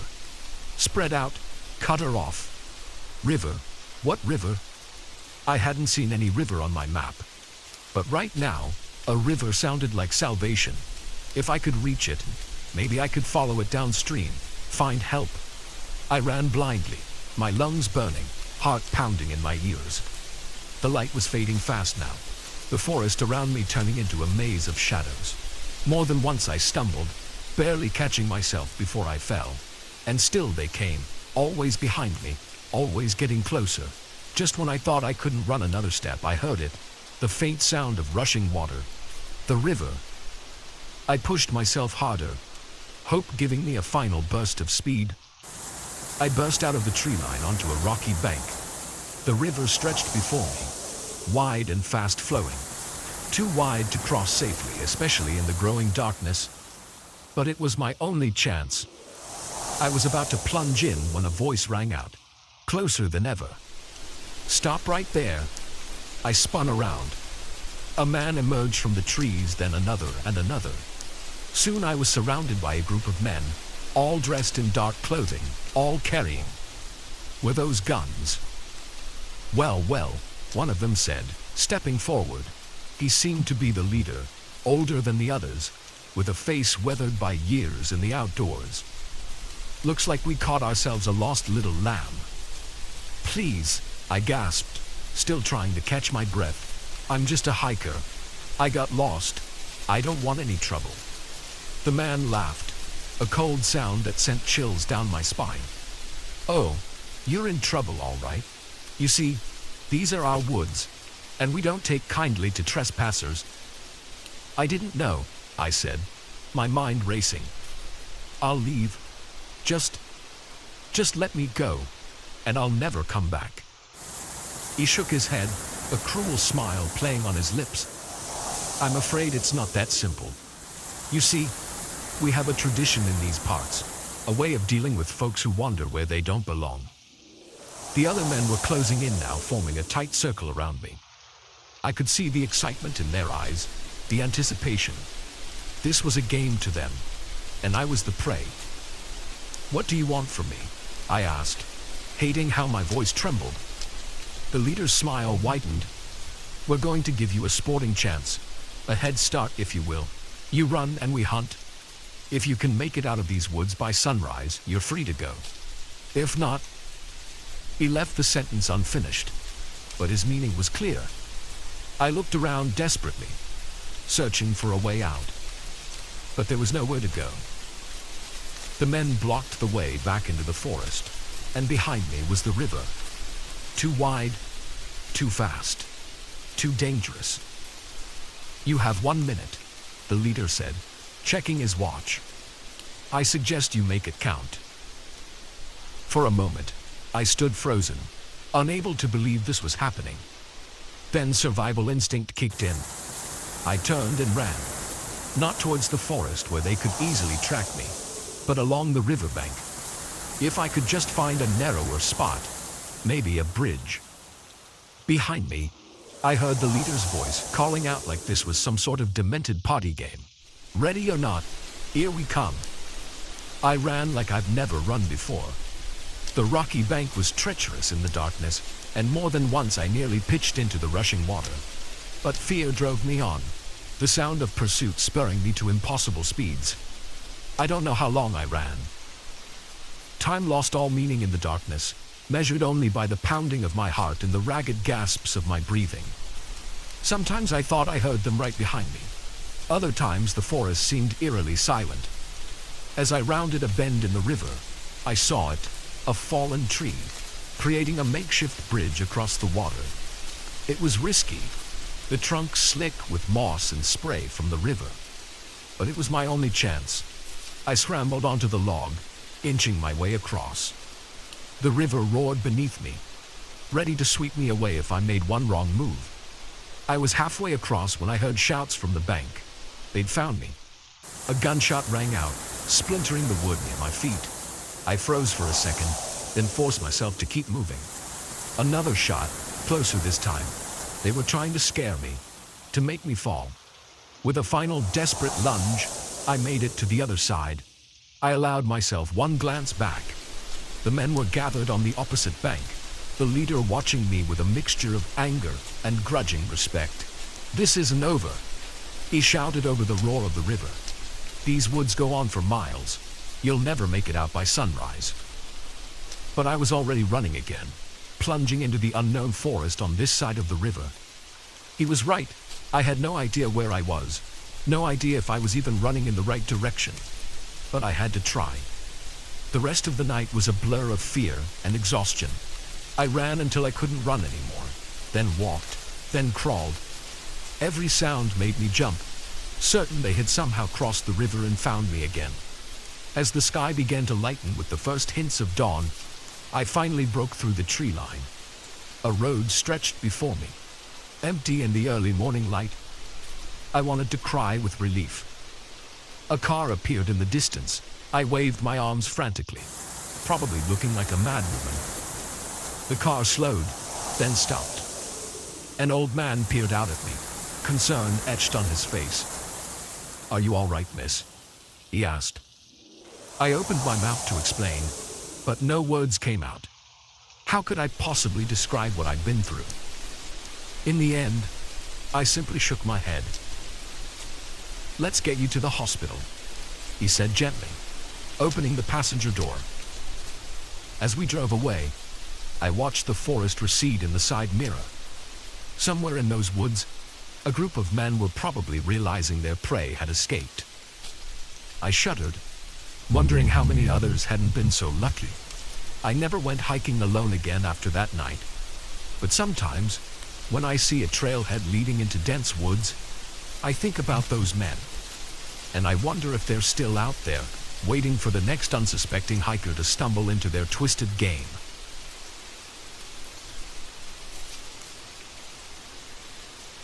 The moment I saw the gleam in the old woman's eyes as she locked the bedroom door, I knew we'd made a terrible mistake. This wasn't just a quaint bed and breakfast run by an eccentric couple. It was a trap, and we had walked right into it. It all started as a spontaneous weekend getaway. My girlfriend, Lisa, and I had been dating for about a year, and we decided to celebrate our anniversary with a trip to the countryside. We wanted something different from the usual tourist spots. So when we stumbled upon an ad for a charming bed and breakfast nestled in the rolling hills of a remote valley, it seemed perfect. The place was called Willow Creek Inn, and the website showed pictures of a Victorian-style house surrounded by lush gardens. The rates were surprisingly affordable, and the reviews, though few, were glowing. We booked it without a second thought. The drive out was beautiful. We left the city behind, watching as towering skyscrapers gave way to farmland and then dense forests. As we wound our way deeper into the valley, I couldn't shake a growing sense of isolation. We hadn't passed another car in over an hour, and our cell phones had lost signal miles back. "Are you sure this is the right way?" Lisa asked, peering at the handwritten directions we'd printed out. I nodded, though I was starting to have doubts myself. The website said it was pretty remote. Part of the charm, right? Just as we were considering turning back, we rounded a bend and there it was. Willow Creek Inn looked exactly like the photos. A grand old house with a wide porch, surrounded by weeping willows. It was like stepping back in time. An elderly couple emerged from the front door as we pulled up. They introduced themselves as George and Martha, the owners. They were the picture of small-town hospitality, all warm smiles and folksy charm. "We're so glad you found us," Martha said, her eyes crinkling at the corners. "We don't get many visitors these days." George grabbed our bags before I could protest. Surprisingly spry for a man his age. "Let's get you two lovebirds settled in," he said with a wink. The inside of the inn was like a museum. Antique furniture, faded photographs on the walls, even an old gramophone in the corner. It was fascinating, but something about it made me uneasy. It felt less like a living space and more like a perfectly preserved moment in time. Our room was on the second floor, at the end of a long hallway. George set our bags down and Martha fussed with the curtains, chattering away about the history of the house. "This room has a special history," she said, her voice taking on an almost reverent tone. "So many happy couples have stayed here over the years. Some say the room itself is blessed with love." I shared a bemused look with Lisa. It was a bit much, but hey, it was all part of the experience, right? "Dinner will be at 7, George announced. "We eat together here like family." With that, they left us to unpack. As soon as the door closed, Lisa flopped onto the bed with a giggle. "Okay, this place is weird," she said, "but kind of adorable, right?" I nodded, but I couldn't shake a nagging feeling that something was off. "Yeah, it's charming." We freshened up and headed down for dinner. The dining room was as ornate as the rest of the house, with a long table set for 4. George and Martha joined us, serving a hearty meal of pot roast and vegetables. The conversation was pleasant enough, mostly George and Martha sharing stories about the area and past guests. But there was something odd about the way they talked, as if they were reciting lines from a script. "So, how long have you two been running this place?" I asked during a lull. Martha and George exchanged a quick glance. "Oh goodness," Martha said with a laugh. "It feels like forever, doesn't it, dear?" George nodded. Time has a way of blending together out here. It wasn't really an answer, but before I could press further, Martha stood up abruptly. "Who's ready for dessert?" After dinner, we retired to our room. Lisa was charmed by the whole experience, but I couldn't shake my unease. "Don't you think they're a little odd?" I asked as we got ready for bed. Lisa shrugged. "They're old and they live in the middle of nowhere. Of course they're a little eccentric." I tried to let it go, but sleep didn't come easily. The house creaked and groaned in the night, and more than once I thought I heard footsteps in the hallway. The next morning, we came down to find breakfast already laid out, but there was no sign of George or Martha. "Hello," I called out. No answer. We ate in uncomfortable silence, the only sound the ticking of an old grandfather clock. As we finished, Martha appeared as if out of thin air, making us both jump. "I hope you slept well," she said, that same fixed smile on her face. "George is out tending the grounds.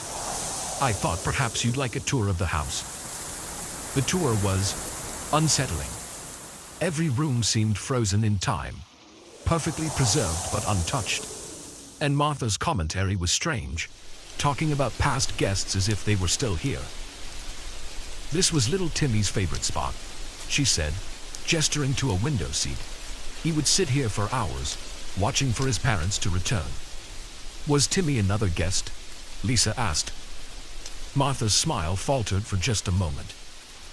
Oh yes, from long ago. Such a dear boy. As the tour went on, I began to notice something else. There were no modern amenities anywhere. No TV, no radio, not even a telephone that I could see. We ended up back in the entrance hall, where George was waiting for us. Beautiful day for a walk, he announced. Why don't you two go explore the grounds? But be sure to stay on the paths. It's easy to get turned around out there. The warning in his voice was clear. Don't wander too far. Outside, Lisa and I finally had a chance to talk privately. Okay, you're right, she admitted. This place is weird. Maybe we should leave early. I nodded, relieved she was on the same page. Let's pack up and go after lunch. We can make up an excuse about work or something. But when we returned to the house, things took a turn from unsettling to terrifying. Our room had been tidied while we were out. Our bags were unpacked, our clothes put away in ancient dressers, and our car keys, which I distinctly remembered leaving on the bedside table, were nowhere to be found. George, Martha, I called out, trying to keep the panic out of my voice. We seem to have misplaced our keys. Martha appeared in the doorway, that same placid smile on her face. Oh dear, how careless. But not to worry. You don't need to leave. You're home now. The way she said it sent chills down my spine. Lisa grabbed my hand, squeezing it tight. That's very kind, I said, forcing a smile. But we really do need to get back. Work, you know. Martha's smile didn't waver, but her eyes hardened. I'm afraid that's not possible. You see, once you check into Willow Creek Inn, you don't check out. It happened so fast. George appeared behind her, brandishing an old-fashioned syringe. Lisa screamed as Martha locked the door. I tried to fight, to protect Lisa, but whatever was in that syringe worked quickly. As my vision blurred and my limbs grew heavy, I heard Martha's soothing voice. Don't fight it, dear. You'll be so happy here, just like all the others. The last thing I saw before darkness took me was the gleam in her eyes, not the warm twinkle of a kindly old woman, but the cold, hungry stare of a predator who had just caught her prey. I don't know how long we've been here now. Days, weeks. Time seems to stand still in this place. Lisa and I are never left alone together. They keep us drugged, compliant. Sometimes I catch glimpses of other guests, vacant-eyed people in old-fashioned clothes, wandering the halls like ghosts. I try to fight it, to hold on to my memories, my sense of self, but it's getting harder. The drugs, the constant smiling faces of George and Martha, the endless routine of meals and tours and sitting in the parlor, it's wearing me down. But I haven't given up. Not yet. I'm writing this down, hiding it in the one place they never look, inside the ancient gramophone in the corner of our room. If you're reading this, it means you found yourself in Willow Creek Inn. And if that's the case, God help you. Remember, the smiles are fake. The kindness is a lie. And whatever you do, don't eat the food. Don't drink the tea. Fight it for as long as you can. And if you see a chance to escape, run. Run. And don't look back. Because once you check into Willow Creek Inn, they'll do everything in their power to make sure you never check out.